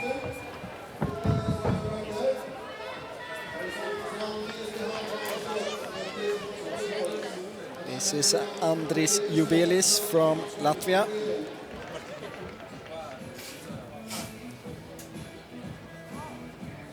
He has been running sprints once before at the World Championships in Scotland, and he finished in 38th position there. And this is again Emil Svensk,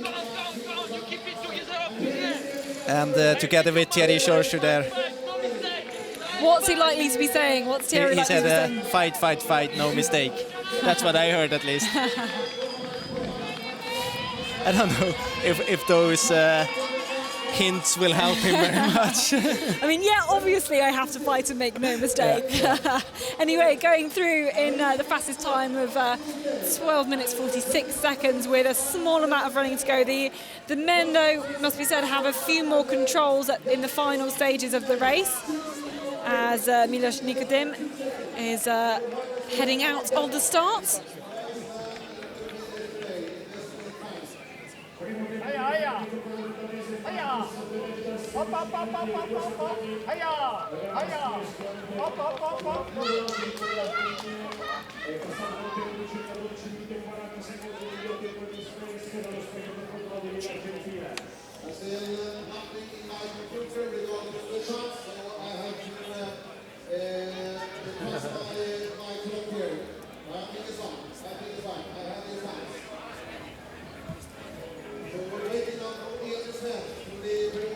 Number 18, Mattia De Bertolis from Italy.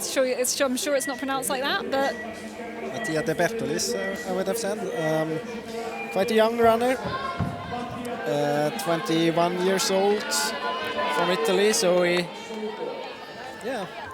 might feel quite home here as well. It's not that big distance to Italy from where we are at the moment.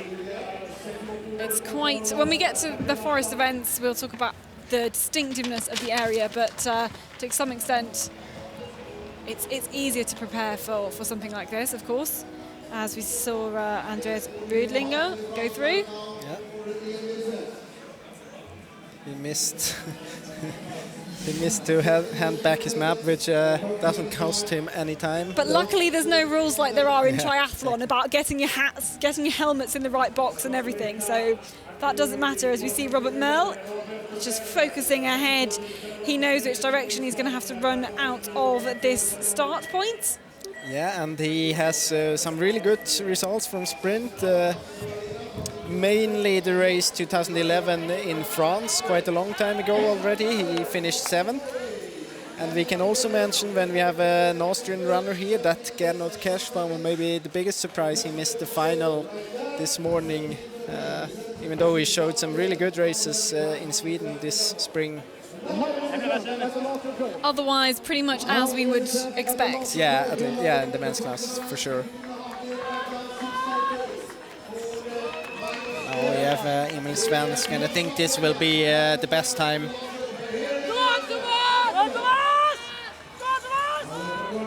So Emil Svensk started number 4, possibly not quite reflecting his ability.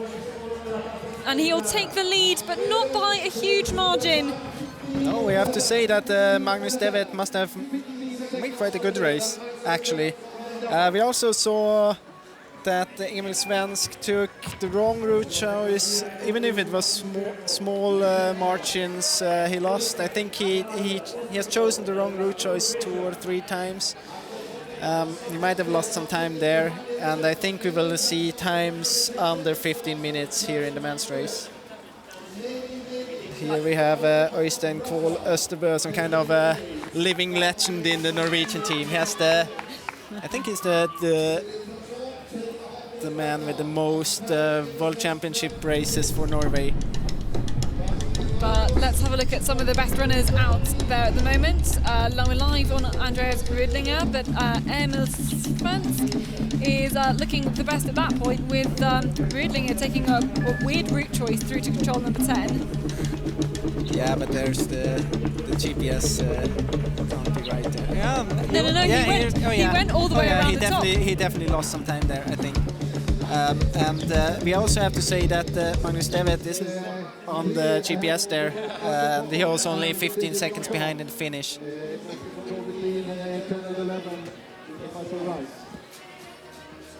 So this is our leader at the moment. He's 15 seconds ahead of Magnus Devet, who also had a very good run. In fact, they're over minutes faster than anybody else. We also know that after 8 minutes, Magnus Devet was 40 seconds behind, and in the finish it's only 15. So Emil Svensk must have done a mistake in the end. And that's what we saw him lose several seconds in a couple of different places, I think. And this is Rudlinger. And he's behind the time of Emil Svensk, who set it at 7:36 at that particular point. And we already saw him making a little mistake, I think, going a little bit further around to control number 10, but... Maybe it was good. I have to be honest, we didn't even test that. Yeah, we didn't even think of that one.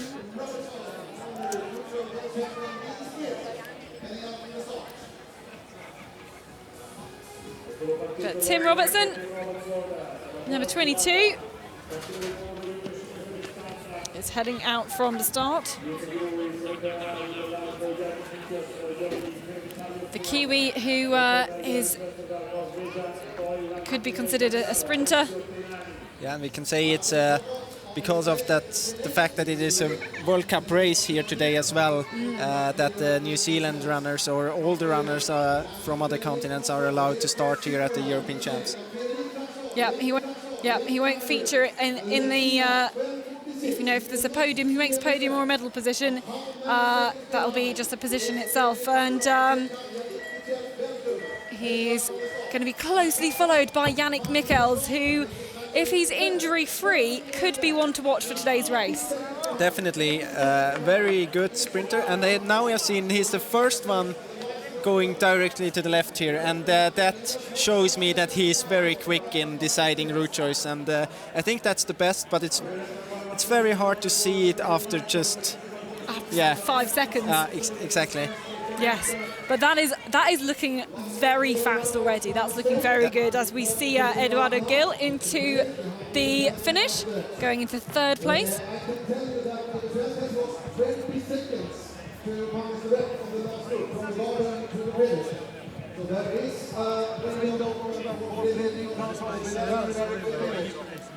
Here we see Svensk. He doesn't seem to be very satisfied.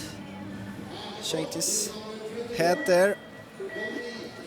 And this is Joni Hirvikallio, from Finland.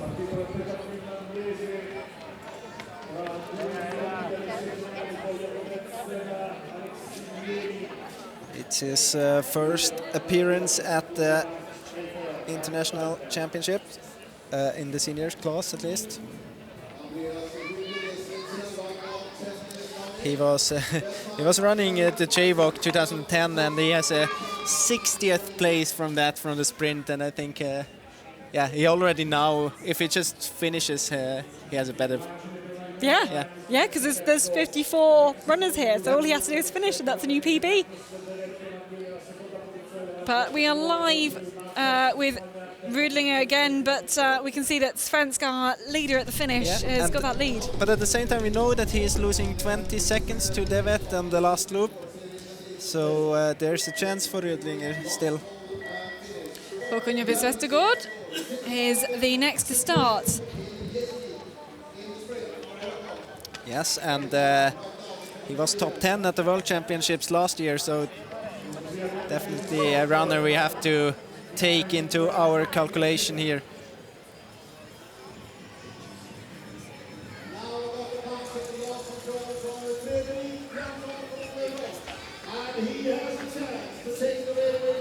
And this is Frédéric Tranchant. He has punched the last control, and he has a chance to take over the lead. Can he make it round the corner fast enough to take over the lead from Emil Svensk? It's looking good for the Frenchman. We've seen him do well at sprints before, and he goes into a new fastest time. That's 15 minutes and 41 seconds. And pretty much collapses into the leader's chair. There we go. Yeah, very nicely said that he was doing well before in sprints. I mean, a silver medal in the World Championships is really, really well. Yeah. But not as consistent, not as consistent. But can perform when he gets it together, absolutely.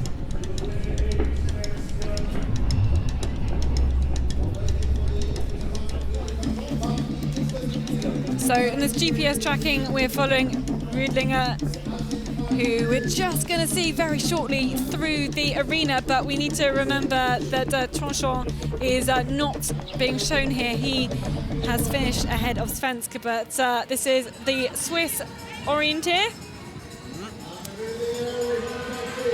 And now we have to compare him with the time of Frédéric Tranchant, because we know that Svensk is doing 20 seconds mistake in the last loop there.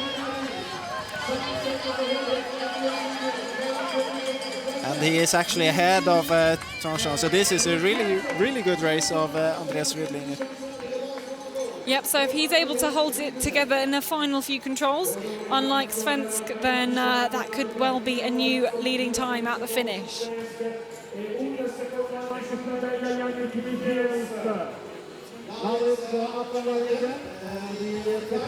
Tranchant knows that there's someone who could catch him, but looking good there.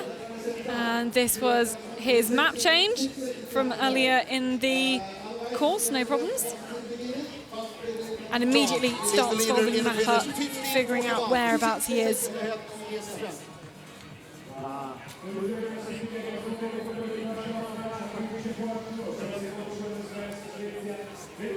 Aleksi Niemi is the next to start, number 28 from Finland. Yes, 23-year-old. He has a silver medal from JVOC 2015 in Norway in sprint. And he was also running the sprint 2 years ago at the World Championships in Strömstad in Sweden, and he has a 24th place from there. So looks to have his best results over the sprint distance as we see Luc Capburn into the finish. He is going into 4th place, but we'll be pleased to see a fellow Frenchman in the leader's chair, and some congratulations there from the two teammates.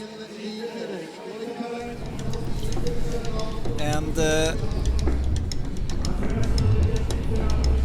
there's a possible. We can maybe looking here at Svensk's GPS and after seeing the passage directly, he went to control number 27 instead to 25, so he lost some seconds there, and now he took also the wrong route choice to 23, losing again some seconds. So I think those two route choice mistakes mistakes actually cost him this. And when we remember back what Chorshu said, and we said, yeah, keep focused there, he didn't really manage to do so. No, he didn't. We just saw Ralph Street start there, but into finish. This is Andreas Rudlinger, and could this be a new fastest time? Well, he's got 20 seconds to make it to the finish line, and the Swiss fans know this could well be a new fastest time. He's lengthening his stride and picking up his knees to get to the final stages, and this looks like it's going to be good for Rudlinger, who goes first. He goes the fastest time. So taking over, Tronchon had a short spot in the leader's chair, but that is a new fastest time for the Swiss runner. Yeah, and that seemed, I didn't see any mistakes there, so I think he is very satisfied with that. And also, I mean, if you're in the lead and there are runners like Emil Svensk and Frédéric Tronchon already, that they have already finished, and I think you get a good feeling about your run. Yeah, that's not. I mean, there are lots of people yet to finish, but there have still been some good people early on who you've beaten. So you've really got to take something from that. Yeah, and I think he knows that he won't win the race if nothing very special happens, because he's not at the same level physically as Jonas Leandersson or Matthias Kiburtz, Daniel Hopman, but still, this is a very good race, and it's very tricky technically. It's, as we said earlier, hard to execute route choices, and that's a good performance. And here we have Erik Börjeskog. Also for him, it is the first championships on senior level. Interesting, he focused very much just to get into the sprint teams for the European champs. And it's nice to see that he managed to do so. Yeah, well, it's paid off, and he is not only through to the final, but through with number 31 on his chest. Of the 54 men we've got out here today. Yeah, he really managed to specialize on sprint. He's a good relay runner. We knew that from before, and now he focused on sprint, just in sprint, and he really progressed and took some steps there, so it will be interesting to follow him. So Rudlinger is our leader in the finish, but I think we just quickly saw there Tim Robertson doing well for New Zealand. The two, him and Svensk taking two different routes into control 16. What do you make of Robertson's decision there? Yeah, it's okay, but if the GPS is right, then he didn't execute it very well. He might have thought that he can run over the... No, I think the GPS is showing him further north than where he actually is, so he's running along the track now. And that's fairly close behind Emil Svensk, but ahead of Rudlinger, considering Svensk made the mistakes in the final stages. Only Hirvi Kallio a little bit behind. Was in 13th position, and this is Anton Sjöqvist. He does some tests on his compass. He made it into the team because of an injury, a small injury of Max Peter Beimer, who had to skip this race and hopes to be ready again to run next weekend then. Yeah, I think he said he had a bit of a calf injury, but Anton Sjöqvist has been called up in his replacement and sets out very quickly at the beginning of this competition.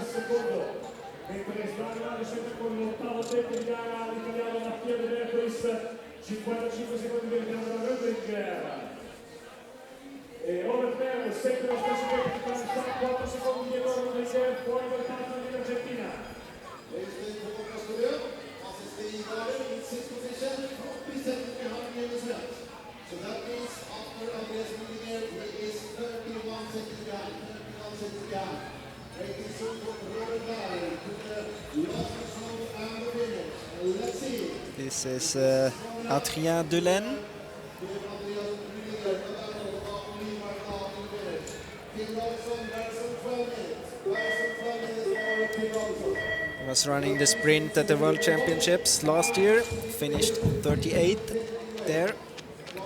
And the fourth Frenchman we've seen start so far in this competition. And not the last.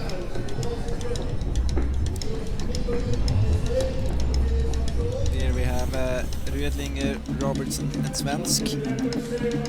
Robertson, I think, losing some time on Rödlinger in a couple of decisions from control about 16 to where he is now. He was ahead of the Swiss runner. And I also think that the left route choice there to this control we've seen is some seconds slower. But Robert Mell into the finish will... That was really tight. He's 3 seconds behind the lead and in third place. Yeah.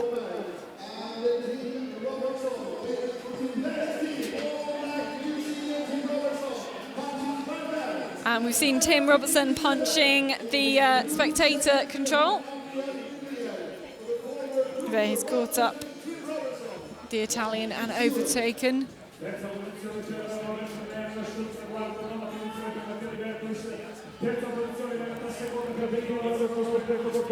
It must be said that Tim Robertson is still in contention to take over the lead from Anders Rödlinger if he can put together a good final section of the race. But changing over. This is Börje Skog.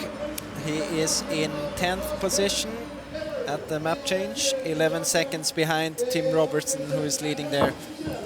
I think he just had a sneaky look to see where the runner in front was going, did Ruslan Klibov. He's about to take to the start of the control of the course.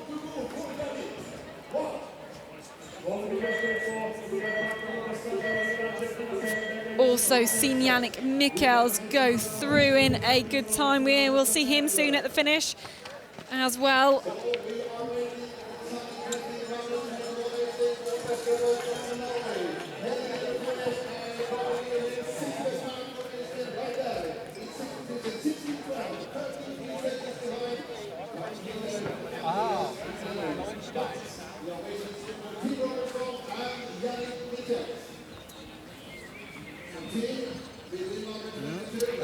Now we saw Glebov coming from the other direction, so he has chosen the route choice to the right. He has to stop and turn around. This is Alistair McLeod. He's set to start for UK, for Great Britain. Looking confident. All apart from one of the British men qualified for this sprint final, with Alistair McLeod among them, several still to come. He will begin his campaign. It's his first appearance in a sprint at an international championship.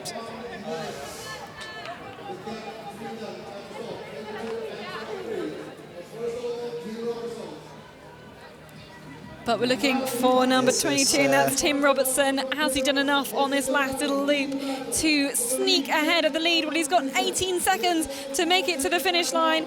Can he knock the Swiss runner off the top of the podium? At the moment, still lots of runners to come, of course.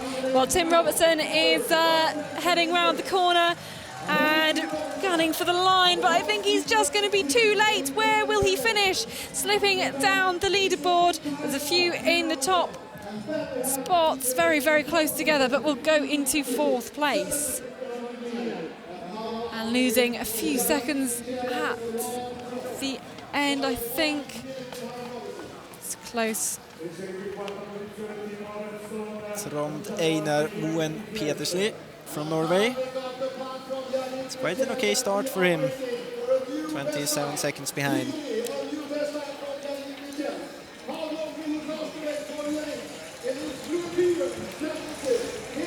And this is Wojtek Kral here. He won the last World Cup race last year in sprint. And Yannick Michels was taking the new fastest time on the course, goes 15:27 and takes a lead of, what is that, 12 seconds. Yannick Michels put together a pretty good race. Well, he's the fastest so far, but it's going to be a wait. There's a lot of people still to come out there. It's not unexpected to have Yannick Michels in the lead, but for me it's kind of unexpected to have Rödling at just 12 seconds behind. So now it's really hard to say if it's Rödling who has been running really, really good. I mean, for sure he has been running really good, but it's a bit. I don't really know how to handle Michels' performance. Me neither. I think we're really going to have to wait for some of the others to come through. Yeah. Kibert, Hübmann, Leanderson, and then we can really tell. And at the same time, we really have big names in the finish already. Yeah. So he's beaten the likes of Tranchant, Tim Robertson can be pretty good. Emil Svens. Øystein Kval Østerbø. Yeah. Living legend Andrei Kramov. It's Riccardo Scale is the next to start.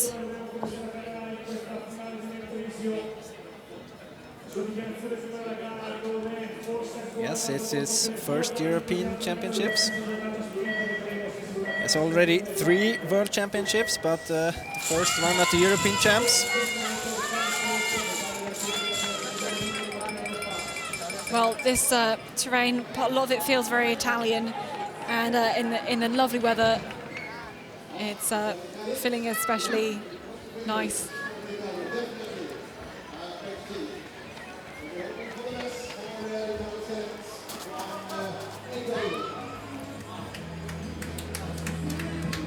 Joni Hirvikallio finishing around 1 minute behind.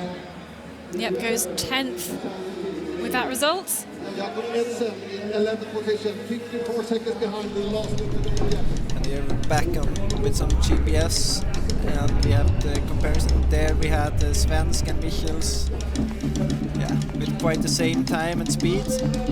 But then we know that Svensk did 2 mistakes on the last loop. But this was Alexei Niemi, who was sort of a little way off the pace, but not doing too badly at this stage. Goes 7th.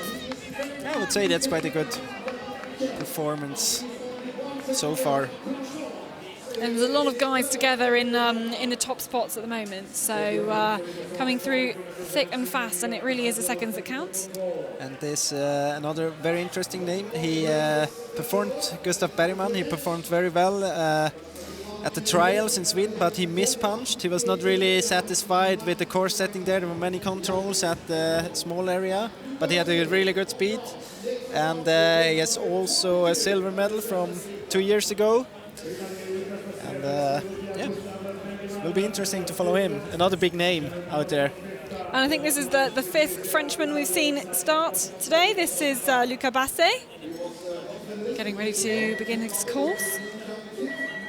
He's more famous actually for his skills in the forest, but he is junior world champion in sprint from 2011, Poland. So he definitely has the skills needed.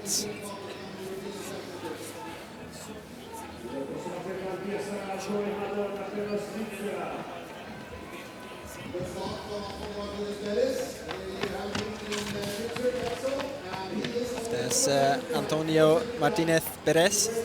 He's only 4 seconds behind at the first TV control, and this is the Swiss youngster, very, very, very strong runner, Joey Hadorn. And remember the Junior World Championships 2 years ago in Switzerland, when he dominated almost every distance except for the middle distance, and showed really good performances this spring. And yeah, I think if he can manage to calm himself down and focus on orienteering, he really has the speed needed to be top 6 at least.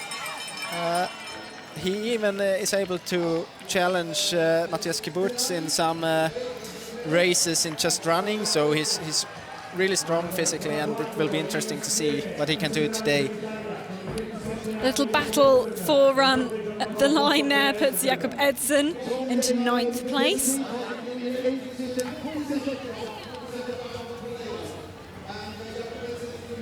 But Ruslan Glebov is very close to the time of Yannick Michels. goes into 4th place. Lots of the guys very close he together. He must have missed sometimes there by climbing up this stair. There's a more straight way to this control, so he definitely has about the same speed as Yannick Michels. Ivan Sirakov is a Bulgarian, and he's next to start. And we're into the final 10 runners.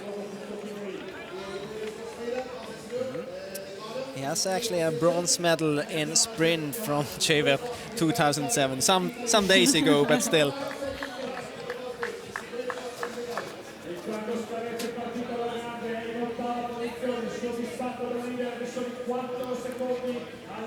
This is Rolf Street. Just checking the punch, and the second last control there.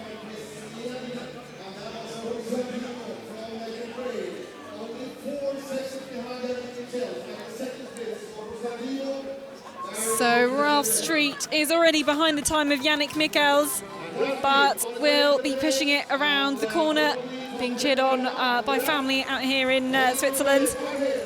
And he's going to make the top 10 as it currently stands, going into 9th place there, Ralph Street. Don't know whether he'll be happy with that performance or not, but the competition moves on, and there's still lots of guys yet to finish. Antonio Martinez Perez in the picture. So he with a good start, but he should have turned up there directly to the right, or as we saw Emil Svensk turning back right from the control. Yeah, losing some time on that.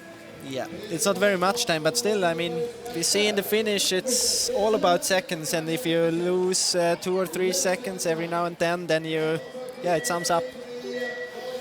And Florian Schneider here,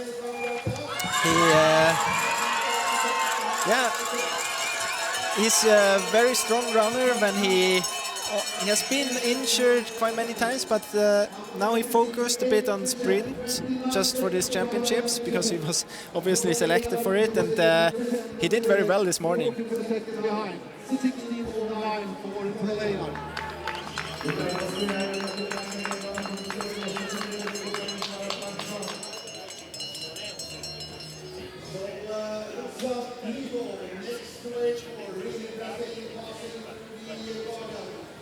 And then takes the right-hand turn into control number 2.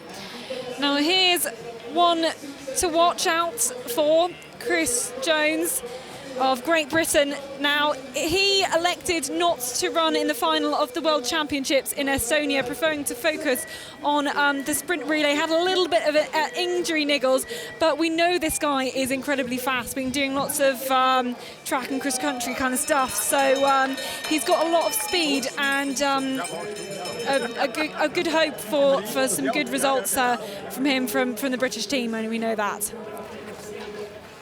This is Joey Hadon at the first TV control, and he punched there in 5th position, only 3 seconds behind. And we also, there's some problems with the Swiss and the map change there.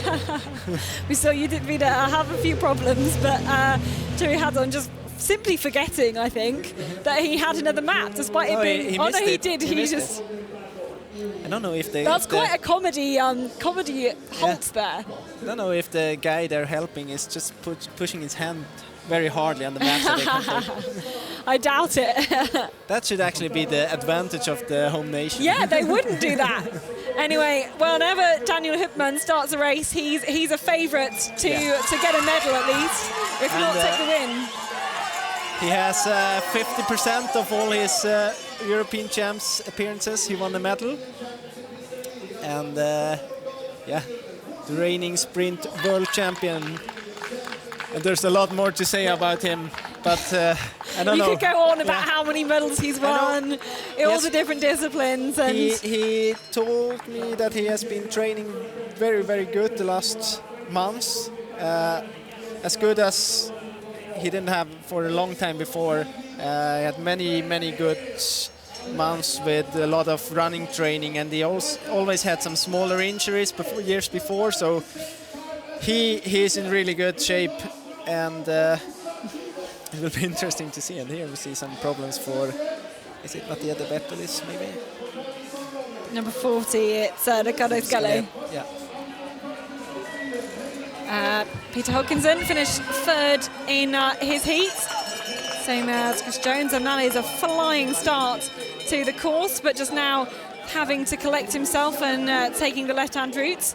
Not the same as that of Chris Jones, but another good strength in depth. We had 2/3 and a 4th place in the qualification races, did the British team, and that really shows the depth of the British sprinters.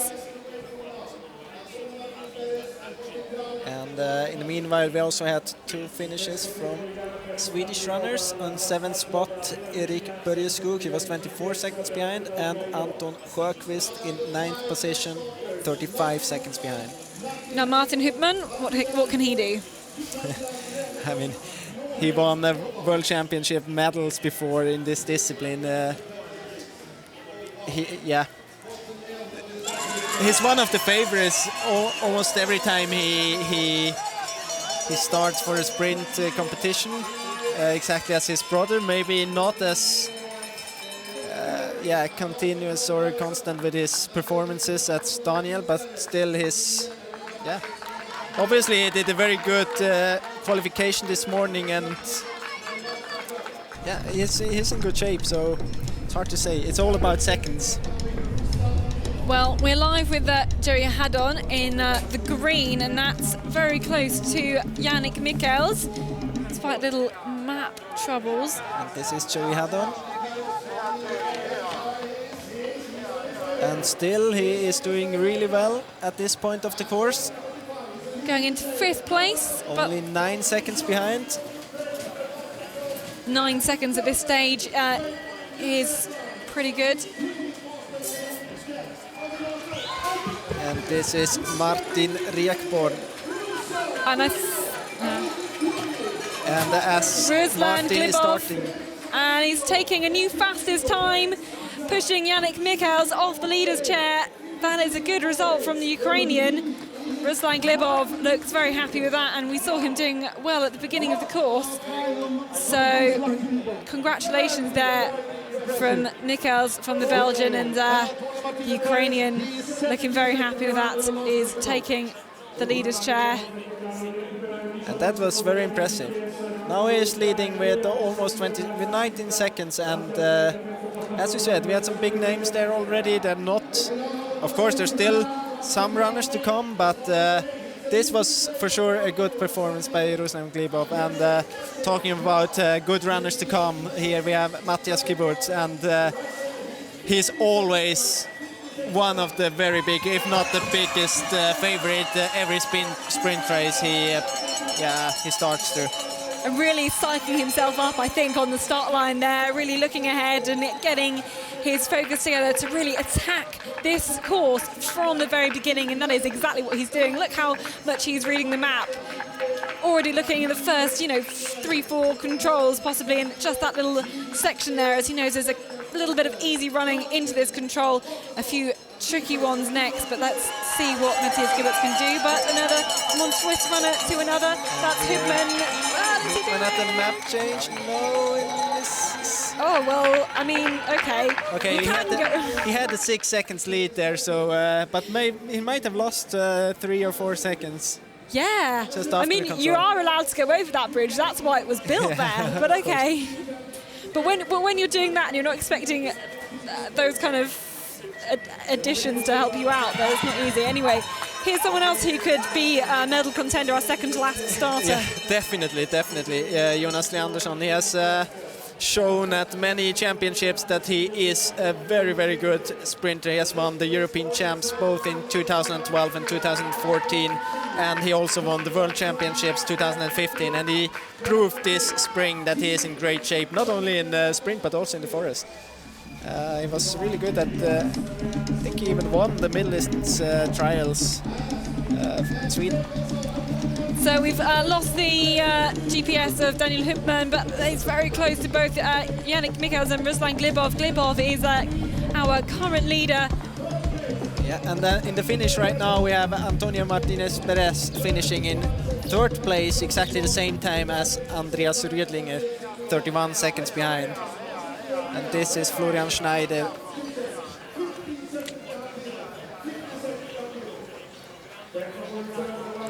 Into 16th place. There's a lot of people very, very close together at this And particular now point. we have a double Hoopman in the lead here at the first TV control, but we also know that Daniel Hoopman had some problems there finding his way over the bridge. So I think we can say that Martin Hoopman is ahead of Daniel right there, and this is the winner of the last World Cup race last year, Wojtek Kral. Yeah, Wojtek Kral seemed to find some great form at the end of last season and finishes in 2nd place, same time as Yannick Michels.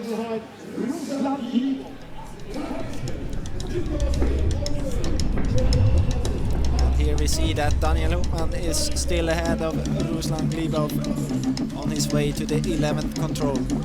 We've had Chris Jones punch at the 2nd intermediate spot, and he's 4 seconds down off the lead, which was then held by Yannick Michels. But back to Daniel Hoopman. Yeah, and there we saw his eyes were turning to the right, and he could spot already the next control, so that's exactly the way you should do it. Yeah. He has total control over his run, he knows exactly where to go, turns back from the control out, and no problems at all. And we saw earlier other runners hesitating there and choosing wrong route choices, so very well done by Daniel Hoopman. And he knows exactly when to look at his map as well, just on that flat bit on the entrance to the next control, that's where he was checking. But Martin Hoopman and Daniel Hoopman, the two of them were leading at our first radio control, that's control number 7. This is Matthias Geburtz. So he's approaching control number 7. Let's see if it can happen. There, and there's a new leader, 4 seconds up in front of the Hoopman brothers. So that's Swiss 1, 2, 3 at the moment. Yes, it is. Oh, again! What's happening to these Swiss orienteers and map exchanges? I think they will have to train that. But imagine it happens in the relay again. But Judith Vida fumbled with the map exchange and then got a silver medal, yes. So you know. And here we have Gustav Bergman coming to the finish, but also he is behind the time of Ruslan Glibov. Yep, he will go into 4th place with that time. And they are clubmates in Sweden, so that's we'll have a nice chat there. So this is where we can see Daniel Hoopman ahead of Glibov. We're losing a lot of the GPS tracking, obviously, in and amongst the very small little alleyways here in Mendrisio. But we also have, we lost the GPS tracker of Martin Hoopman. We know he's up there as well. Leslie Andersson coming. He's not down on the time. Over the bridge. But he's 13 seconds off the pace of Kiberts. Take the map. Yes, he can. But he was 13 seconds off the pace, so that's one to watch, losing time in the early stages. This is the younger Hoopman brother, and now he is losing time compared to his older brother. Oh, that's not the best route choice. There's some stairs going just beside the wall. Maybe he's choosing the easier stairs, but that's not the best way round at Easiest all. Stairs and losing aren't always the fastest stairs. That's very true. And this looks like Basse taking the final control and making the final run in to the finish line. He's actually more than 1 minute behind, but we had another Swiss at the first TV, and it's Florian Hovald, and he was only 2 seconds behind. At the same time, we have Joey Hadorn at the last control, and he is in 6th position there. Well, he's already behind on the time of our leader, Ruslan Glibov of Ukraine. But they're only a few seconds up to the 4th position, Gustav Bergman, so with a strong finish, he could go into 4th position there. And this looks like a very fast last part of Joey Hadorn. Goes into 7th place. And that's cruel with the positions there. If he would have finished, 4 seconds faster, he would have been in 4th position. Very, very close in the men's field. This is Florian Schneider. It's not Gewurz, it's Schneider. And he was punching 24 seconds behind in 14th position. And this is Matthias Gewurz now in the picture. And this is a new lead. It'll be a new leading time for Matthias Gewurz, who goes ahead of Daniel Hübmann. The fastest runner, I think that's fair to say, in the Swiss team. And we also have a new best time at the run over. It's Christian Jones from Great Britain, 12 seconds ahead of Yannick Michels. And also 12 seconds ahead of Ruslan Glibov. We don't have him here in the GPS. Back to Daniel Hübmann, who's now been pushed down into 2nd place at our 2nd TV split. But he is coming through the arena, getting some words of encouragement. And we'll get some cheers of encouragement as the crowd realise that he's on his way through the arena passage. And there's only a few more controls before we will see him into the finish. He's got 16 seconds. See if he'll come in ahead of Chris Jones and takes the lead at this point, 12 minutes and 15 seconds. So far, and that goes 11 seconds ahead of Chris Jones. Whew. Well, if he can hold it together in the final stages, then that's a pretty good performance with a few others close together. This is Chris Smithard into the final run-in, but back into the course. And this is Jonas Leandersson. And this is a new best time, actually. This was a new best time, 12 seconds ahead of Matthias Gewurz at the 2nd TV control.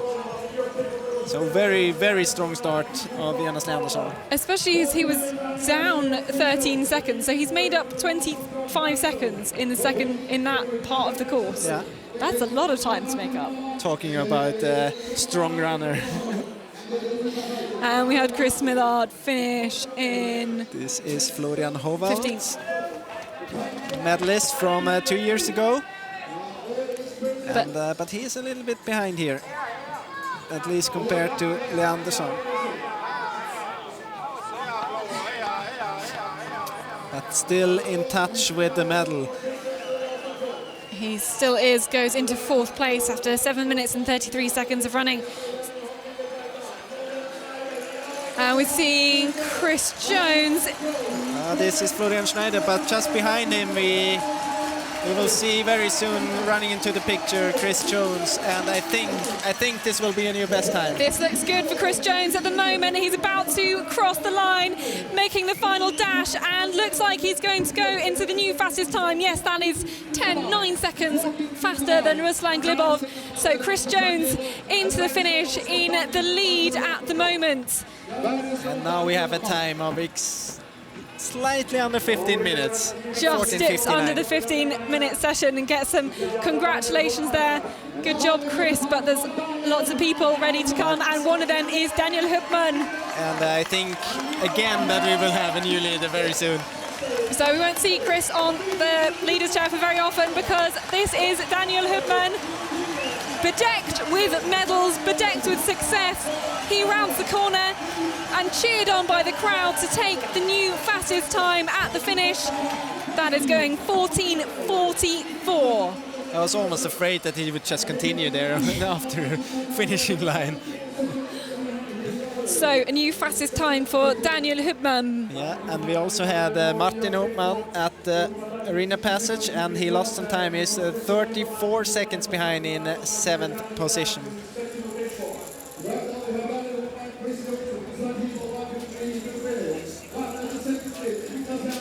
But so still to challenge the lead, we are waiting for Jonas Leandersson, Matthias Gewurz. Are they the only guys who look like they can challenge the top spots at the moment? Maybe Florian Hovald also. He's just 5 seconds behind Daniel Hübmann at the 2nd TV, so don't forget about him. And Daniel Hübmann relaxes into that leader's chair that he's oh so familiar with. This is Martin Rekborn.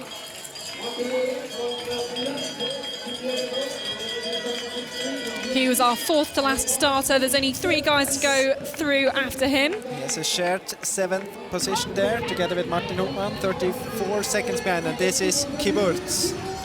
This is the fastest Swiss runner, and he's got 13 seconds to make it into this control ahead of Daniel Hübmann.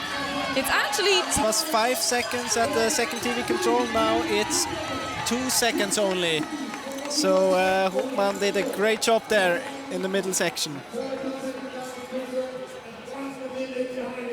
And we are waiting, of course, for Jonas Leandersson. He started 1 minute behind Matthias Kiburz. But we have Peter Hodkinson, yet of Great Britain, to make it into the finish.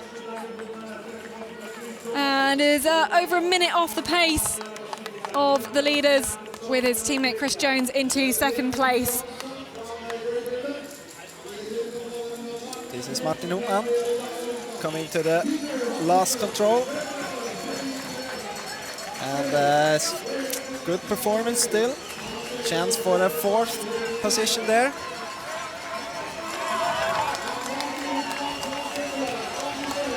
So Martin Hübmann has lost some time in the middle parts of the course, but still a good performance. Very soon, and now we see also Jonas Leandersson coming to the arena passage, and this will be very interesting. I saw also Thierry Chauchou running just beside him again, so let's see. I'm sure we'll see him in the picture very soon. Here he is. Here he is. Here's Jonas Leandersson. And punching there, and he lost time. Ooh. 18 seconds behind now in 4th position. So at the moment we have Kiburz in 1st, Hopman in 2nd, and Chris Jones in 3rd position. That I was thinking, was Jonas Leandersson, the Swede, going to wreck the Swiss party?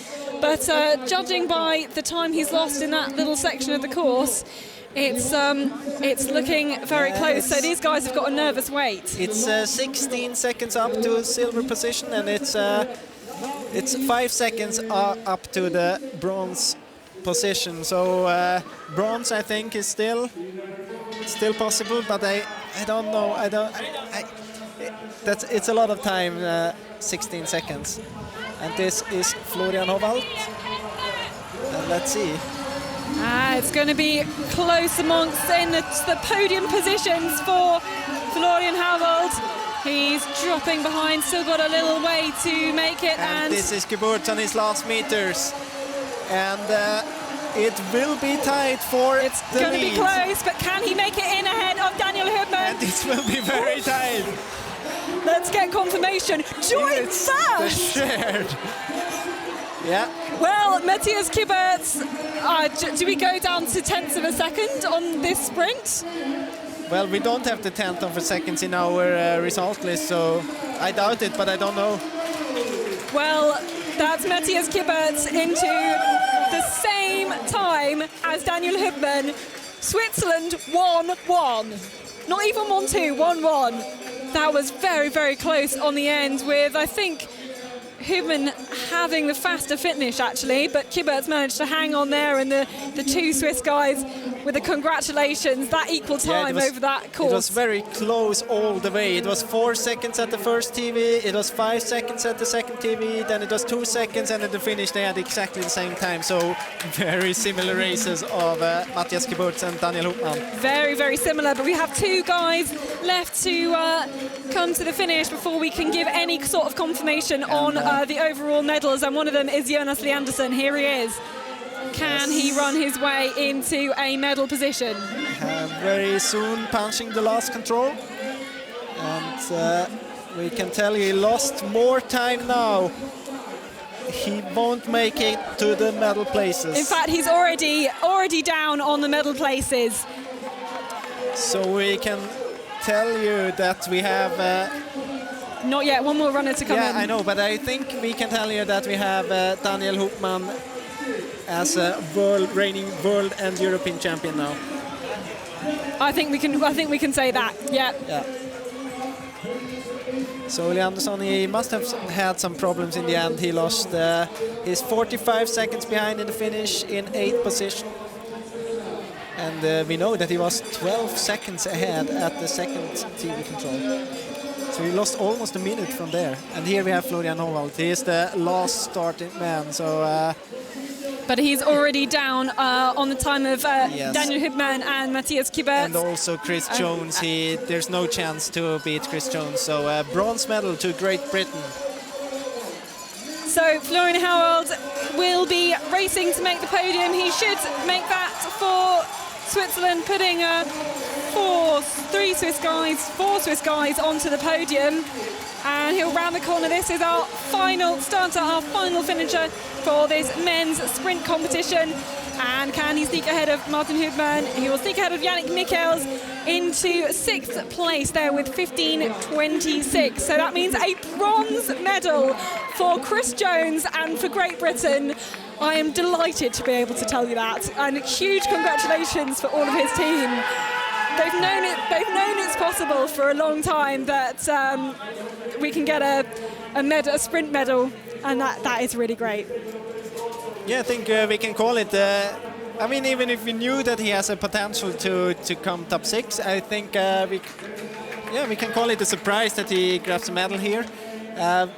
We can't really talk about the surprise when it comes to the two winners. I mean, both of them have been world champion in sprint already, and now they share the victory here at the European Champs. And there we see the problems. It's really the Swiss and the map change. Yeah, really because the start kite doesn't start till actually around the corner, which I found confusing as well. But there's one of our winners. Yeah, there we have Matthias Kubert, world champion 2012, and now also European champion. And then I also think we have to mention Ruslan Glibov, who did a really, really good performance today and finishes in 4th position, only 9 seconds behind the bronze medalist Christian Jones. So that's definitely a Swiss party with a double win there. Yeah, of course. And a great way to set up the rest of the week, I think, first of all. Of course, and it shows them, both Daniel and Matthias, that their preparations were successful, and that now they really can kind of relax and focus on orienteering. They know that their physical skills or shape is good enough to obviously to win a race, and I'm sure that they will be very delighted about this. And I have to say, I'm a bit disappointed by the Swedish team. They have so many really good sprinters and some mistakes made out in the field today. The best runner, 9th position. I mean, 9th position is really good, but he has won. Jonas Andersson, he has won both World and European champs, and we saw him 12 seconds ahead at the second TV. Even though this time actually disappeared now from our system. So, but still, I expected a bit more there, actually. And they will have expected a little bit more from themselves, I think, as well. Yeah. At the same time, we have other Swedish runners with good performances. Erik Börjeskog, top 20 in his first appearance in an international championship, and also Anton Sjöqvist in 25th. But they really have those top runners, and it's a bit of a pity that they didn't manage to show that today. Do you think they'll perform better in the forest? I really hope so. Yeah, I think they will. Yeah. And maybe the Swiss won't have quite as much of an advantage as they did maybe at the World Cup final. Maybe this is a question for a few days' time once we've seen the terrain. I mean, the terrain is very special here, and 1 year ago it would have been very simple. But the big advantage is that the Swiss had the least distance to come here and train here, so that obviously is a big advantage. But the terrain really is very special, and it will suit also other nations like the Norwegians, and I'll also think that it will suit the Swedish runners as well. But another word from the Brits, and you see everyone taking photos. This will mean a lot for the team, who are pretty much all self-funded. They've been crowdfunding their way to get here, to get to championships, and a performance like that is just bound to give a boost to the team. Let's though recap the women's results. With a win for Tove Alexanderson. Second place was Judith Vida, and third place, Natalia Gempele. Thank you. Completely lost that in all the drama. I think it was good drama of the men's sprint final. But we should be shortly getting some sort of flower ceremony, if everybody is waiting for that. But we'll leave you with these results and be back for a flower ceremony, we hope.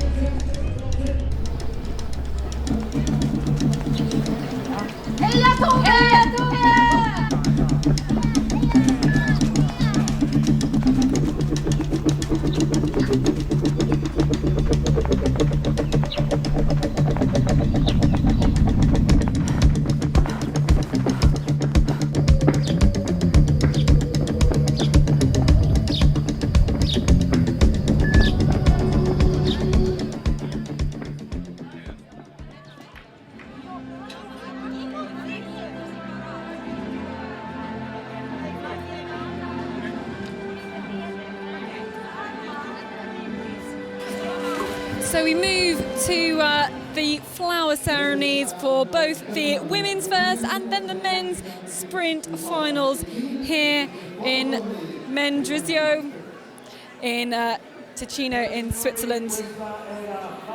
So we'll start with the women's competition held earlier on this evening.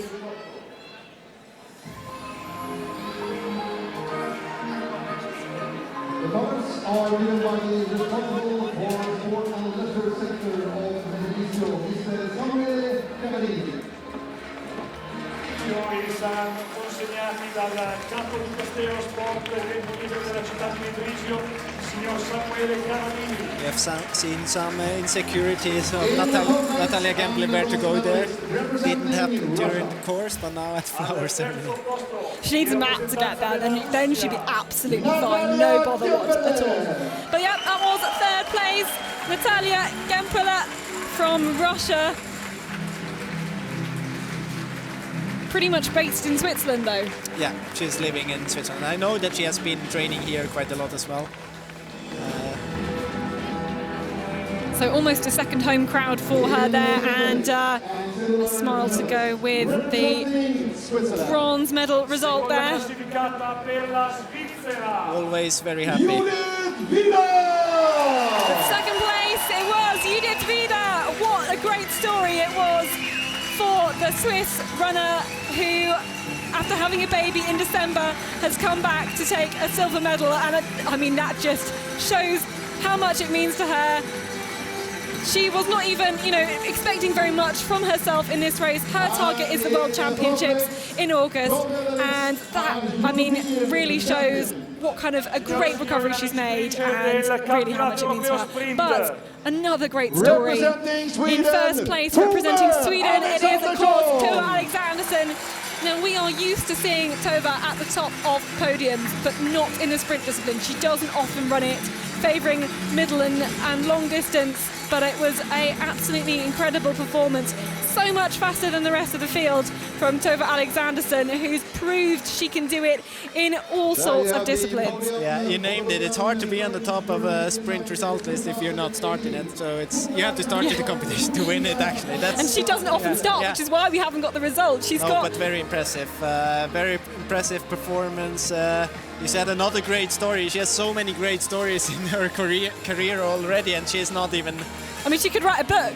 Yeah, of course. And it feels as if she has been around for forever. But she hasn't. She's still very young and many years to come. And, the so first impressive. season she really put it together was in 2016 in the Swedish World Championships, where she took 2 gold medals and then followed up with another 2 the year later. So actually, we hear her. I think it's because we hear her name so often that we think she's been around for so long. But she actually has been around for a long time, and she has been on the top of results list for many times, but not really on the World Championships. Then you could really feel the relief there when she finally managed to become world champion.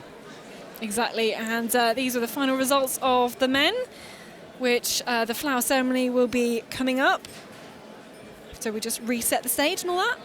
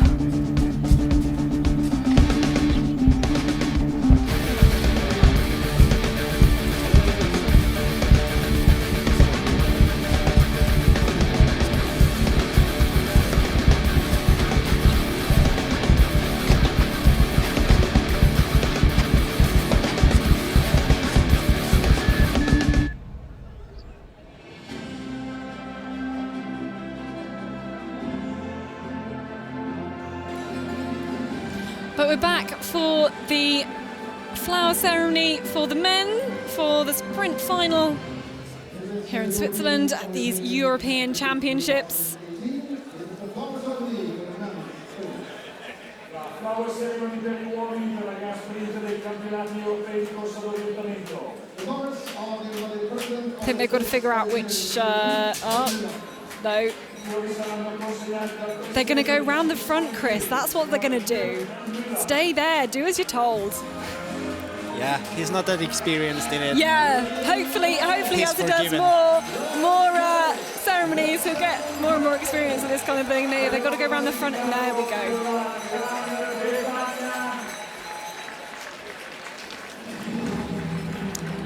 But in third place, and he'll be picking up the bronze medal after the opening ceremony. Actually, we saw Daniel Hohmann making a mistake by the map change, and this might have costed him the title today. The title individually. But representing Great Britain in third place, it is Chris Jones, and some great support from the Brits here with him. He should be absolutely chuffed with that, and so will the rest of the team. I know they'll be taking that buzz through to the rest of the competitions today. But great results for Chris Jones. We knew he had it in him. You said it was a bit of an outside chance, but I know all the Brits would think that's justly deserved by Chris Jones there. We have two. So now we go skip from bronze, go straight to gold, and we have two of them, and they're both Swiss. So we have. They are both very experienced in winning championships title. There is Matthias Kiberts and Daniel Hübmann. What a great sight at the beginning of these European Championships held in Switzerland, to have two Swiss runners on the top of the podium, arms aloft. What a great thing for the team and for the crowd here and for Swiss orienteering to celebrate at only the start of these championships. Already 2 golds is beyond impressive.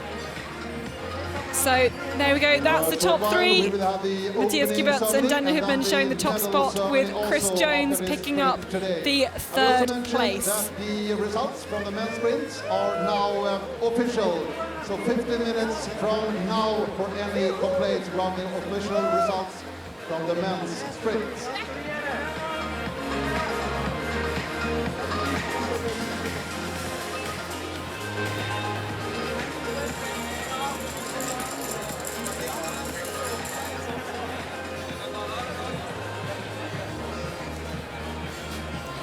So here in the arena we'll have the opening ceremony and then the prize giving proper.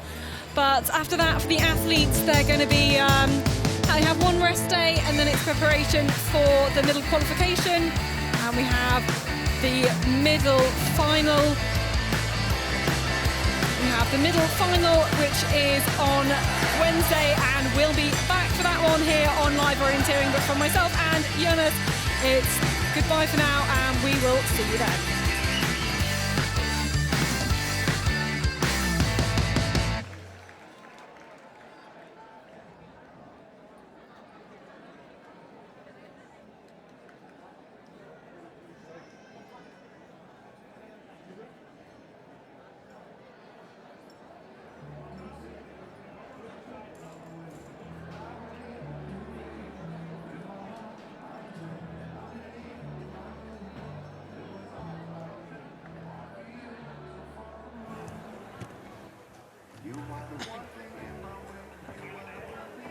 Test machen? Ja, Test. Achtung, das ist der Test. Tönen wir? Ich hoffe, wir tönen. Sehr gut. Sagst du mir, wenn ich gehen kann? Gut. Daniel Hübmann, herzliche Gratulation. Gold beim Auftakt der Europameisterschaft. Die Schiri, erst Goldnige im Sprint.